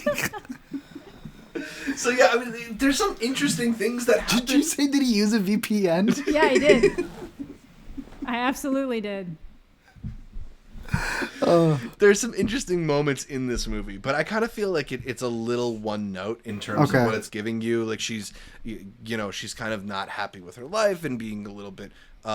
There's elements working towards her, like against her, and I don't know. I made some choices that I didn't really find that dramatically interesting. It ended in a way that I feel like a lot of movies that do this thing where they're about people who live punishing lifestyles. Like there's like a formula to how these movies end now. So it just didn't go as far or as deep as I think I wanted to, even though I thought there was some interesting stuff. Interesting. Chicago had Sweat, which is what I compared it a lot to. That one, the big one at Chicago. Yeah. I didn't love that movie either. Yeah. But this one seemed to have something interesting with the main, if I'm not mistaken, being a non-professional actor and actually a bodybuilder. Performance, how was it? Was it effective? Did it? Yeah, I mean, I just think there was not a whole lot asked of her. Ultimately, it was one note. She was convincing, and I thought she was interesting to watch, but I wanted more things to happen. I think. Maybe the link will still be open. I'll watch it. But the poster was cool, so Yep. I guess there's that. All right.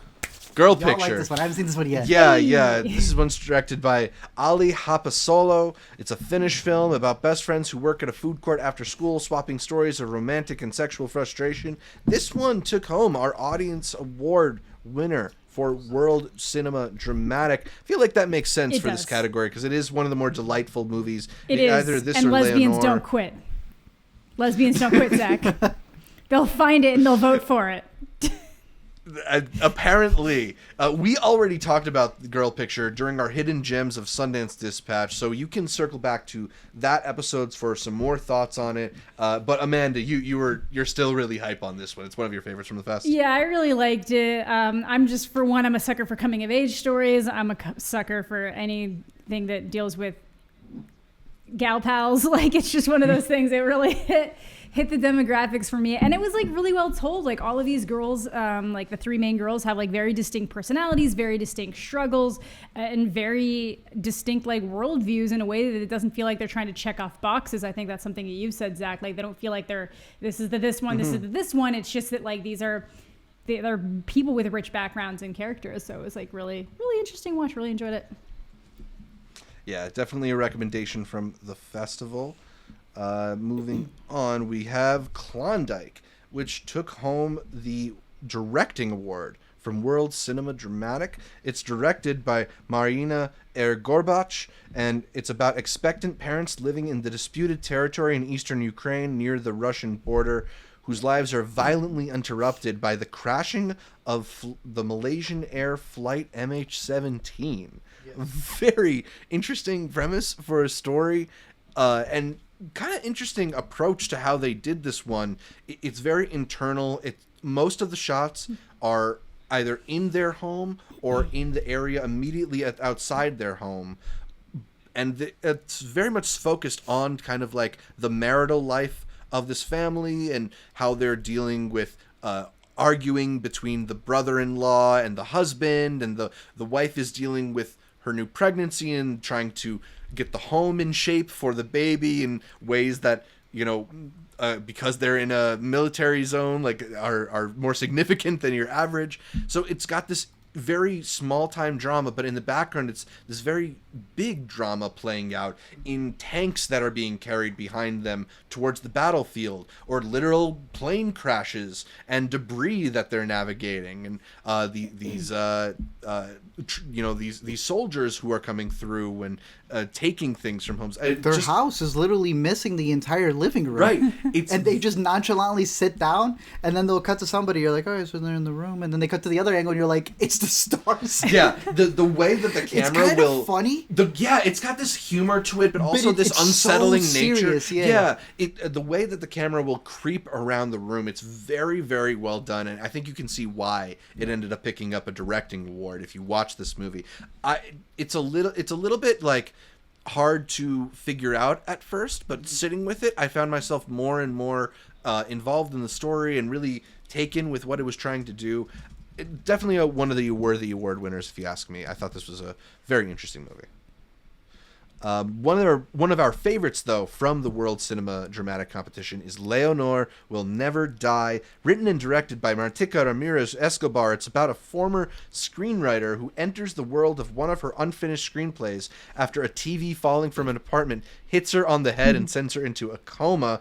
I mentioned this during our Hidden Gems of Sundance episode, so you can go and hear our thoughts on it there. It did pick up the Special Jury Award for Innovative Spirit, which is one of those silly-sounding titles, but I kind of think it fits here. It's got an innovative spirit to it. Amanda, you hadn't caught it when we did that Hidden Gems episode. What did you think now that you've had a chance to see Leonor Will Never Die? It's so charming. It's just one of those ones that really could have gone either way when you look at the description for it, but they really pulled it off. It's doing a lot of things that like other movies or concepts or things are trying to like tap in on, but really not managing to actually do the thing that they're setting out to do. And this just really does. But yeah, it's very, very cute, very, very fun little movie. Yeah, a lot of fun. Marte Mars 1, directed by Gabriel Martins. It follows a family of optimistic dreamers following the disappointing inauguration of a far-right president. Amanda, I yelled out, "Surprise lesbians," a few minutes in this movie to get your Amanda attention. dropped everything she was doing and sat down. We missed that part of the plot description. Okay, look, I just picked up my laptop and moved over. Like She chucked it. She's like, I got a new one. Threw it. Yeah, it wasn't in the description. I'm going to be completely honest. The lesbians were probably my least favorite part of this movie, and I still liked them.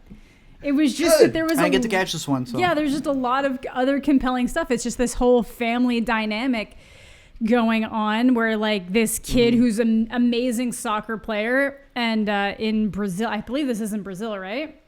Yeah. In Brazil, soccer is a huge thing. Football is a huge thing. Exactly. It's this massive moment and stuff that like parents would share with their kids. So to have a father have not only be able to share something with the son, but the son actually being like so good that there's a chance that he could go on to be like a pro player would probably be this amazing thing. But this kid just wants to be on the first trip to Mars. He's really smart. Right. He's really into science. He's got all of these different skills.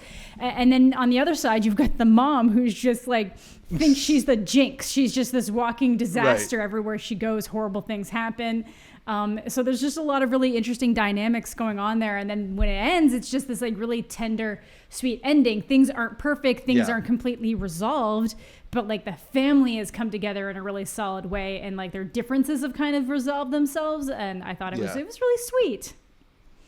Yeah, it's like a very well done family drama with a lot of things happening around them in the environment. I just thought it was very effective at giving you insight into these characters. So not one of the splashy films from Sundance, but a solid entry. The Cow Who Sang a Song into the Future. This one is directed by Francisca Algeria. It is about the long deceased Magdalena who returns to the family farm and unearths some long held secrets. Art, I think Alina was the only one of us to catch this in full. No, I got to catch it. You caught it? Okay, but I had to catch it in parts, so I saw like one half one day and then the other half before the link expired. I think Alina liked it more than I did. I was very skeptical about it in the beginning, but you do have this town where all the fish are dying, and you have this daughter who's returning home, and she's having this entire kind of battle between her daughter, because to her it's like, no, you're my son, and they're like, no, I'm your daughter. You don't get to decide that for me. And while the mom's dealing with their kid, her mom ends up coming home, but she's been deceased, for what most people know, for decades. She ends up appearing while all these fish are dying. So it's a very interesting story that they have going on there. Again, this is a Chilean film, right? It's a Chilean film.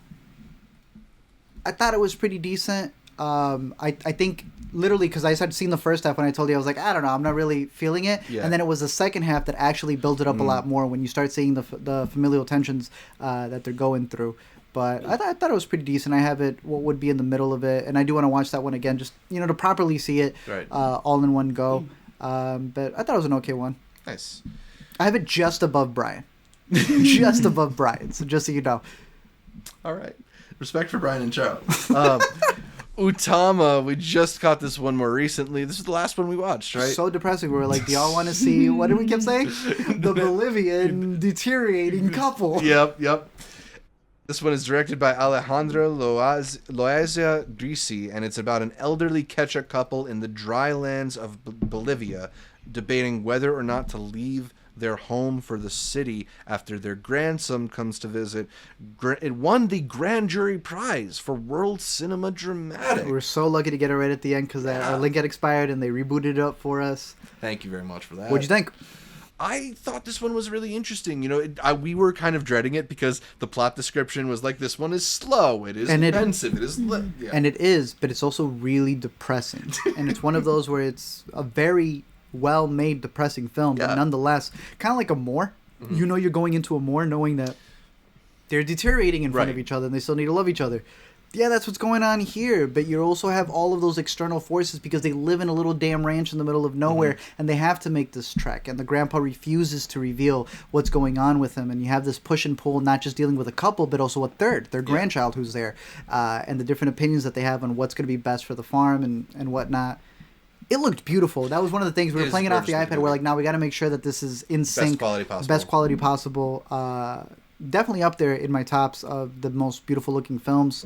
I don't know if you had any more. Yeah, I mean, I think we talked a little bit about how sometimes the slower movies can be frustrating for me. And I didn't find myself getting frustrated with this because I think it did a good point of making sure that the shots that were there and the shots that took their time really were relevant and actually moved the story forward. It's not necessarily just sitting on a shot and then running the runtime. Yeah, just lengthening it for lengthening's sake. Sometimes. You'll be sitting there. Your problem is when you're watching something and you've gotten everything, all the information and more that you need from the shot, and you're just still waiting. And then that's going to happen for all the upcoming. I think the reason that it got that description for being slow is there's not a lot of dialogue in the film. There are scenes where they really talk, but then there'll be stretches where you're just kind of following him as he goes through his journey along the drylands or with his animals, and it's in those moments that I actually was pretty surprised with how effective the filmmaking was at just sort of giving you like little mini arcs of like, oh, he's feeling his health is starting to fail, or the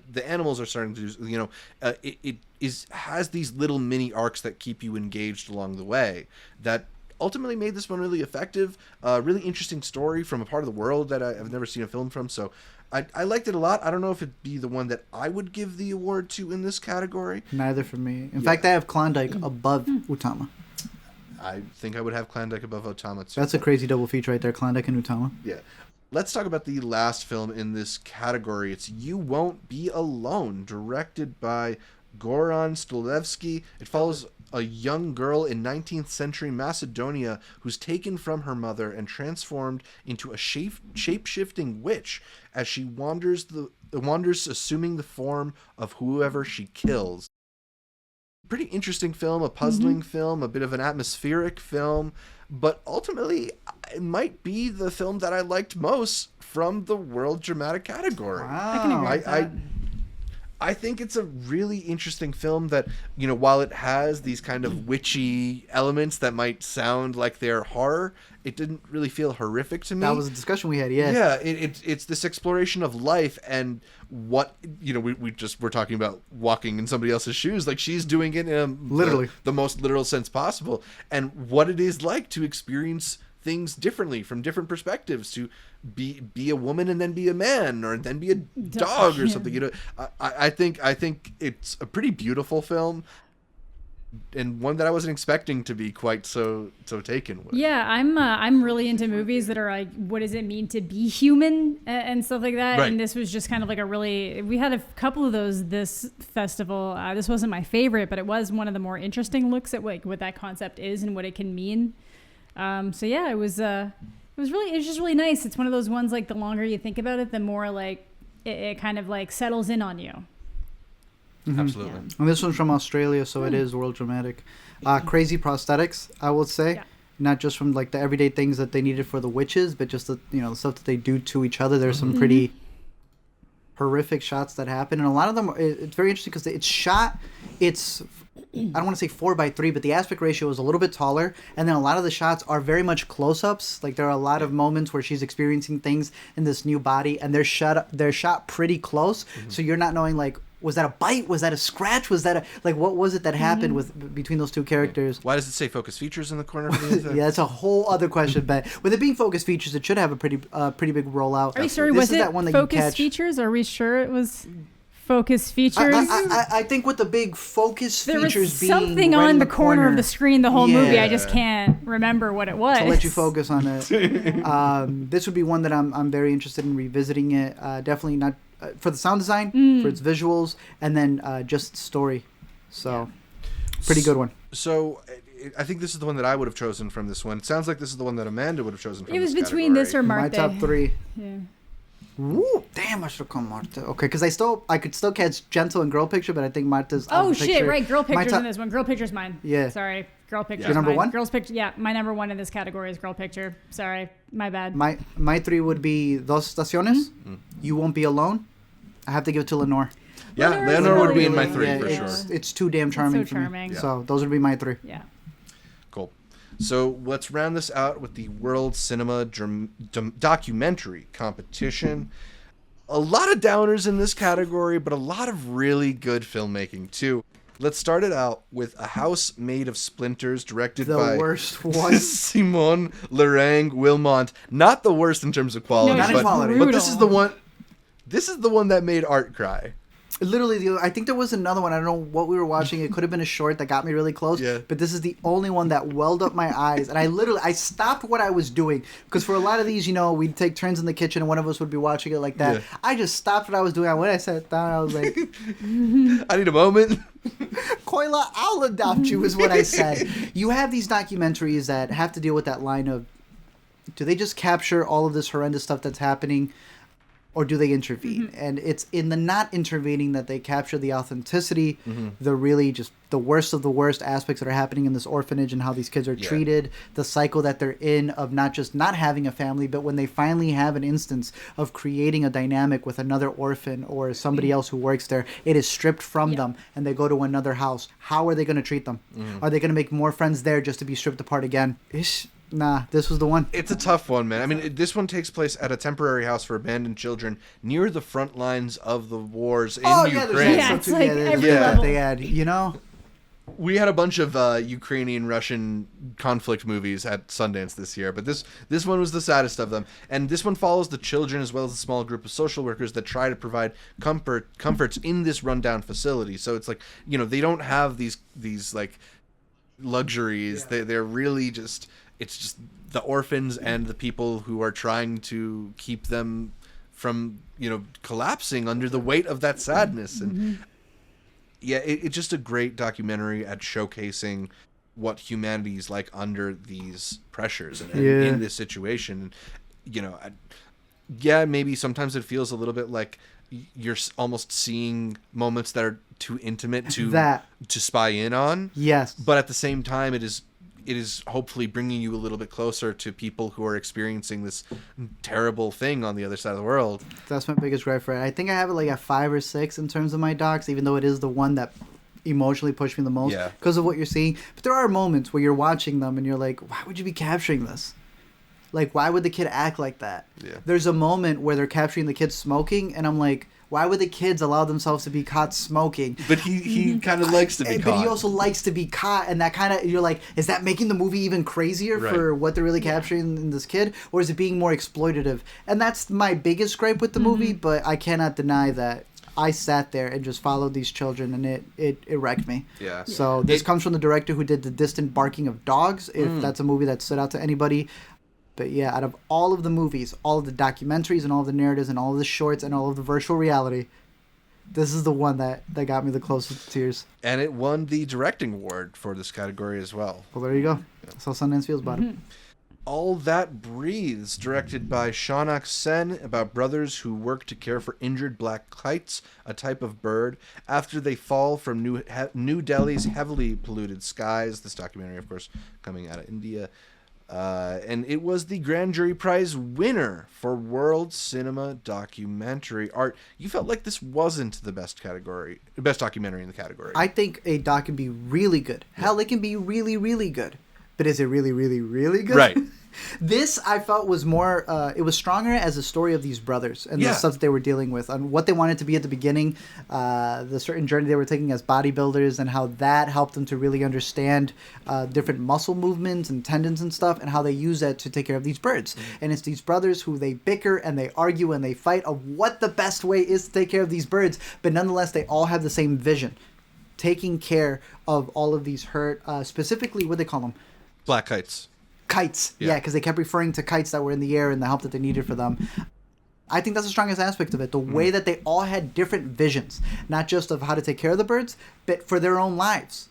They all still wanted to do the best possible thing for them, but it meant moving maybe away from each other if that's what they decided to do, locating funds in a different way. It's a really good doc, but probably not my pick for the award that it won, which was the big one. Yeah, I do like the fact that it was balancing both this sort of familial aspect and then like their charitable works. They're bickering. Half of these shots are two brothers bickering. Like for me, I love when sometimes I feel like a movie needs to have some standout scenes for me to think it's really good. And like I'm gonna really remember them arguing about whether or not to go in the water and swim for the bird. Yes, and where they're gonna swim to shore. Right? Yeah, yes. like that's a scene that kind of encapsulates the whole movie really well. So moments like that, I think, are really good. I don't know if it's my choice for winner from this category either, but I did think it was a really strong documentary. This is that doc that goes, the birds, they ain't saved me. Or I ain't saved them. They saved me. Yeah, exactly. But it's decent. Yeah. It's decent. Calendar Girls, directed by Maria Lufund, about a group of senior volunteer dancers who perform benefits while battling their aging bodies. Art, what did you think of Calendar Girls? It was cute. This is one where the directors, I know, did everything. Like, I think they shot it. I think they mixed, recorded. They composed the movie. I called it Karen's TikTok. That's my interpretation of the movie. I don't think it's a bad movie. Very cute movie. Coming from Sweden? Is what I mean by the Navalny stuff. This is it's a Sweden movie, even though it's about Florida. Yeah. Like women in Florida. I think it's an interesting doc. You know, you have these women who not only feel that society is telling them they can't do something like this, getting into a group and dancing, but it's also their bodies. I think those were the ones that really got me, where they're like, I physically cannot do something that I'm passionate about. And I don't know, I think of, we watch movies for a living. If you lost your hearing or your vision, Lord forbid, like, that changes everything, the whole aspect of it. And you see it in these women as they're being interviewed, that this is a passion that they have and they don't want to get rid of it. Really cute doc. I think you and I said the worst part about it, besides it maybe not being the most invigorating thing, is when you put it next to the territory and Tantura and a house made of splinters. It just You're not really slight. caring what a mom in Florida is going through in terms of her routine. It's the type of documentary I would have enjoyed it a lot more if I didn't watch it in the middle of a 67 film week. There you go. Yeah. But it's cute. Even if you didn't see it in a 67 film week, you're watching 3 movies on a weekend. I still don't think it's going to top it. But it's an interesting look at these the women and even more than that, just people who have a passion and aren't stopping anything from them achieving it. For sure. I do like a line that they say in it. If you're going to join the Calendar Girls and your husband doesn't like you taking extra time, then you are not Calendar Girl material. And I was like, damn. A lot of good attitude in that movie. Yeah. Yeah. All right, let's talk about Midwives. This one's directed by Snow Ni Lane.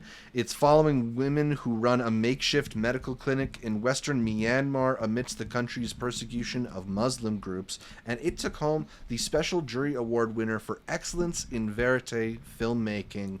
And I see why it won that award. Yeah, because I think it does a really amazing job of kind of just being there for these moments like we were talking about with House of Splinters, like moments that it almost feels like you shouldn't be able to see in on. And maybe a little bit less of a voyeuristic quality to this one than House Made of Splinters, because it is in these medical facilities, and maybe we've seen more medical docs, but I think just the way that it navigates all these different things, right? Like, it's not just that they're running this makeshift clinic in a part of the world that needs more medical medical care, but they're doing it while the government is trying to persecute the very people that they're trying to care for and trying to get them to not care for these people. Yeah. So it means tension is high. It means stakes are high. I made sure that you got to see this one scene because it was a really good example of how the woman who's in charge of this whole medical clinic, the type of attitude she has to have in order to make things function there, right? And I just think it does a very good job of giving you these really telling moments and really interesting characters in a precarious situation, in a really interesting time in history for this place. It was very good. I'm glad that we were able to catch this one because it's a standout documentary. I have to catch the screener for this. I got the one scene that you said, and it had that energy of Riding with Fire. Yeah. You know? It's like, we're going to get stuff done, and we're going to get it done without you being in the way of it. Exactly. From that one scene you showed me. Nothing Compares. This one is directed by Catherine Ferguson, and it takes a look at the life and career of Sinead O'Connor. Art, there are plenty of documentary profiles out there, but what stood out to you about Nothing Compares? So if you don't know anything about Sinead O'Connor and really the career that she had and becoming this really big icon and the concept of her wanting to go away from every feminine studio, checkbox that they wanted for her. So she shaved her hair. So didn't want to be like a pop star. She didn't want to be a pop star. She didn't want to have all these like whatever tunes, which she still had, but she would do spoken word. She would do all these different things. And I think what the doc does well is that it covers all of her influences from Ireland, from her own personal family, from the Catholic Church, from Rasta, all these different things that inspired her or had some influence, and how that leads to a pivotal moment in her life on Saturday Night Live, which I think is what most people know about when it comes to Sinead. I really like the doc. I really like how it takes all of her past and how it builds up into that moment. Amanda, I don't know if you caught it. No. I'd be really curious on your thoughts. I think you may enjoy it. I do wish that it went a little bit more. No, because it's a really good doc. I think you would enjoy the doc. Would, yeah. Because as an artistic person, it's like you have this moment that derails your career. That's the phrase I would use. Derails your career completely, and you look back on it and you realize what influenced all those different aspects that she brought on that one night. And I don't know. I think it's really interesting because I think we've seen a lot of things. Another one, which would be, another music doc with the Kanye doc, is that you look at part one that takes place in the early 2000s and you go, he really is no different than he is now. So this is kind of the Sinead one where she was like, y'all thought I was wrong. Yeah. And it now literally took 15 years for y'all to realize that what I was saying on that Saturday Night Live thing, y'all canceled me and you shouldn't. Right. Mind you, the doc doesn't cover 50% of her story. Yeah, I mean, that's the one thing I would say against it is like the doc stops But in the it's 90s. such a good doc. Yeah, it is a really good doc. I recommend it to you because it wasn't in my top docs and we both ended up liking it, which is why I think you should watch it. I'm excited to see it, yeah. I kept forgetting it was there. Like, I knew there was a Sinead O'Connor documentary, and then I kept forgetting. So I think you still have the link for it, that you'll be able to catch it. But the craziest thing is, how can you have a doc called Nothing Compares, which is her big song, and then they don't even have the rights to this? Well, now that Showtime picked them up, maybe Showtime can give them the money to license the song. That would be funny. If they made that much money off of Cosby, then maybe, let's hope. But no, it's a very good doc from the point of view of an artist and what they grew up with. Very interesting. Yeah, and kind Surprised by it. It's one of those documentaries that, it's really good at showing you how she's maybe a little bit out of time, or how, like, even if she wasn't embraced then, it's for qualities that she would have been embraced for now. Yeah. Yeah, I don't know. It really resonated with me. I thought it was very interesting. It was really good. Very interesting profile on her. Yeah. Let's move to Sirens, which was directed by Rita Baghdadi. This one follows the band Slave to Sirens, the first and only all-women thrash metal band in the Middle East. I thought this was a pretty interesting story. Another kind of verite following of people who are dealing with some precarious situations, and that, like, they're not really in a position to perform publicly often in their situation, and they don't have the resources available to them to kind of do the metal band dream that, people in other countries would. Like, they're the only... There's a really interesting part in the documentary where one of them's talking to their father, and they're like, you can't just find another guitarist to replace your guitarist for your all-female thrash metal band. Yeah. Here, right? That's not so easy. And I think in how it shows the all the different obstacles they have to navigate. It's really interesting. I would have liked it to go maybe even a little bit deeper into how they are able to, keep doing these shows. And sometimes when good opportunities happen to them in the documentary, it felt like it came out of nowhere. And I would have liked maybe a little bit more of the insider stuff. Interesting. Rather than just kind of the fly in the wall approach. I could see that, yeah, for sure. But it was still a really interesting story. That's my other one that I need to catch from this section right here, which we should still have a link for. I liked Did that win Sirens. anything? I did like it. Liked it? Yeah. Okay. Oh, I didn't realize you caught that one, I did, too. yeah. That was Talk one of about it. the last little ones I caught there. I always find stuff like that so interesting because even just the countries they're living in make it hard for them to because I'm sorry, finding a thrash metal guitarist that's a female, even in America or Canada, is going to be tough. It's just one of those things. But over there, triply tough in Lebanon. Yeah, it's in Lebanon. It's not just hard for that, but just what they're No fighting against. Craigslist in Lebanon to be able to. Well, sometimes it's they're gonna get shut down for trying. It's just rough in a lot of different ways. So yeah, it was good. Yeah. Tantura, directed by Alon Schwartz, it examines the events that occurred in the village of Tantura in 1948, as well as many Israelis' desire to leave those instances in the past. Art, what struck you about this powerful documentary? This is one that we caught on a morning, just, getting into the Israeli-Palestinian conflict. Why not? Nice way to start with a cup of coffee. 140 hours of interviews that this man is looking back on, who has just been completely discredited by everybody. All of the people who live in Israel, the university? I don't know if I'd say discredited. They've attempted to discredit him. My god.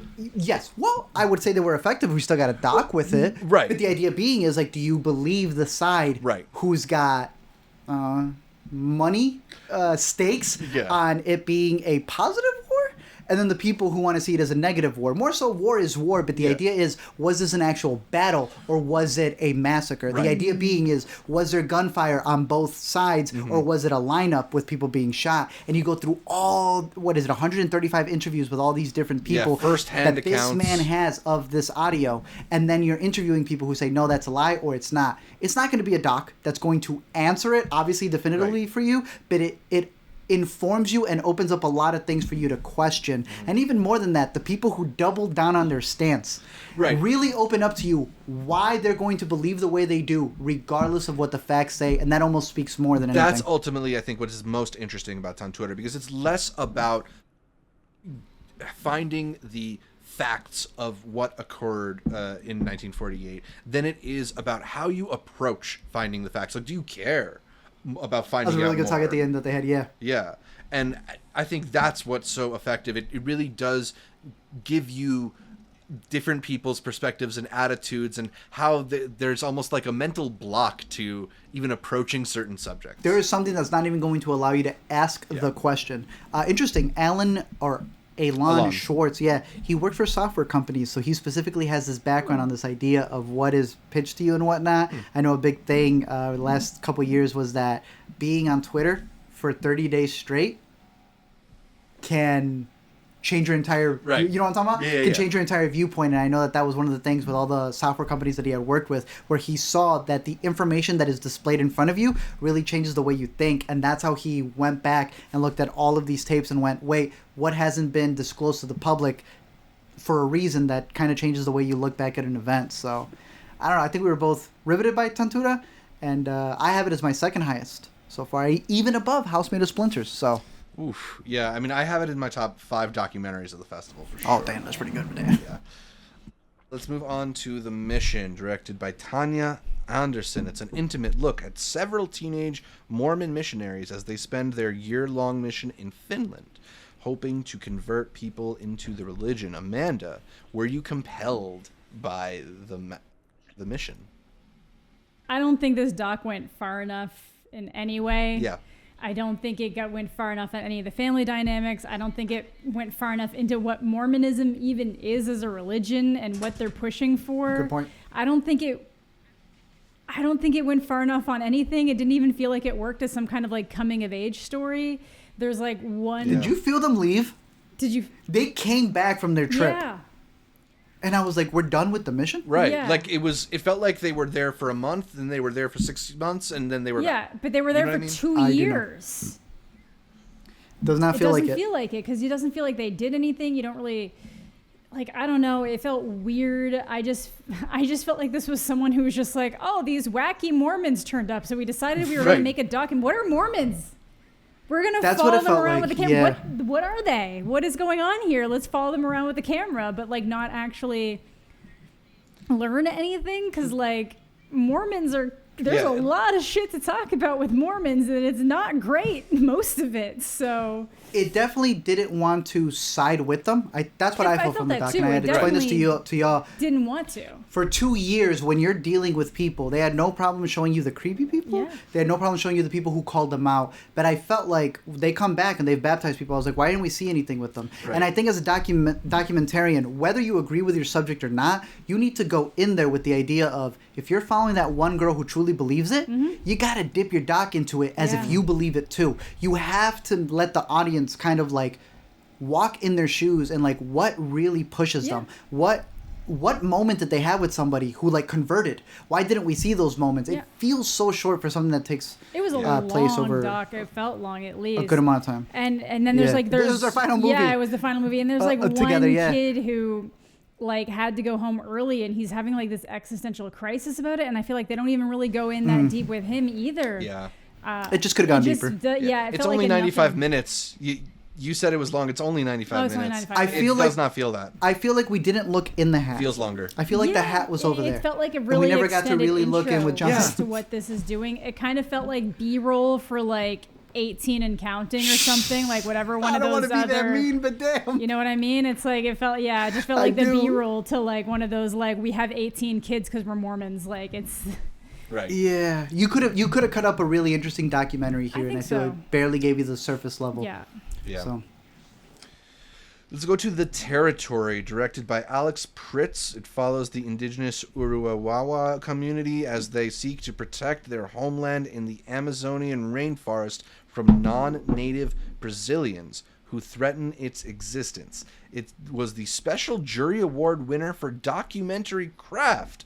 Is that a good prize for this fascinating documentary? I do, but I want you to talk more about it with this being the Anonymous. That was the producer. I've never heard of Anonymous. But you may have heard of Darren Aronofsky, and this was the big one that he was pushing. I do agree with the craft one. Yeah. Because of the way that they had the whole crew who was actually there in Brazil. Yeah, like they made a point of not just documenting this native community, but actually including them in the production of it. And this native community, you know, they've gone out and made that a mission to kind of handle their own documenting of the stuff their own. So they have their cameras and they have their drones and stuff like that. They have this town that's stopping people from deforesting, right? And people are sneaking in. So they're like, why would we allow more people to sneak in when we don't even know what they're doing here? So they have their own crew that literally is like a prank thing where they catch people going in. They're trying to start this deforestation. But it was really interesting to see this crew who's in there just trying to make sure that they're able to stop anyone who's trying to come in, capturing people. But then that one point where you said where someone wanted to capture some footage and they're like, you don't need to send anybody, send us the money and we'll capture the footage for you. Yeah, it's really cool to see how this community is responding to these modern challenges. And beyond that, like, I think the documentary is cool because it's at one point it is kind of like a nature documentary, and then it sort of shifts and becomes almost like a thriller because there's this battle over this land, and there's like a fraught situation where somebody's life seems in danger, and it becomes a little bit heart-pounding, which is cool when a documentary can kind of push that button and flip the switch. I thought this was one of the standouts from the documentary section. I'm glad it picked up some award. Yeah, there was a quote with it where one of the people who was there, the woman says, I used to think that the way to stop an invasion, because they just call you right out, this is an invasion, there's nothing else but that, is to tell the police and they go arrest the invaders. I realize that isn't true anymore. Yeah. So you couple that and what they're facing with what honestly was the best sound design in a doc that or Fire of the fest. What'd you say? That or Fire of Love had good sound design too. We're talking about docs, bro. These docs, specifically between these two, were insane the way that they sounded. And I think it really put you into the position of their world because they're not just, visually you see the trees, but it's like, can you hear the space, right? And that's the world that they're in because a lot of the stuff that you're hearing is them dropping these trees. It's them taking advantage of what the soundscape is in a forest to everything just being knocked down. And I thought that they did a very effective job with that. Yeah. The last documentary in the world documentary competition category is We Met in Virtual Reality. My favorite. This one, directed by Joe Hunting, examines life inside the VR social platform VR Chat. Art, are you going to give your VR avatar anime eyes and a fluffy tail? Yeah, and the whole hair and the listen to all of that stuff. I'm gonna go. I'm gonna be unmute, as they say. That's a big part when you're in VR. Is have you come out as unmute? Have you unmuted yourself or not? Do you look like this, which means you're on a keyboard, or do you look like this, which means that you got the whole motion capture suit?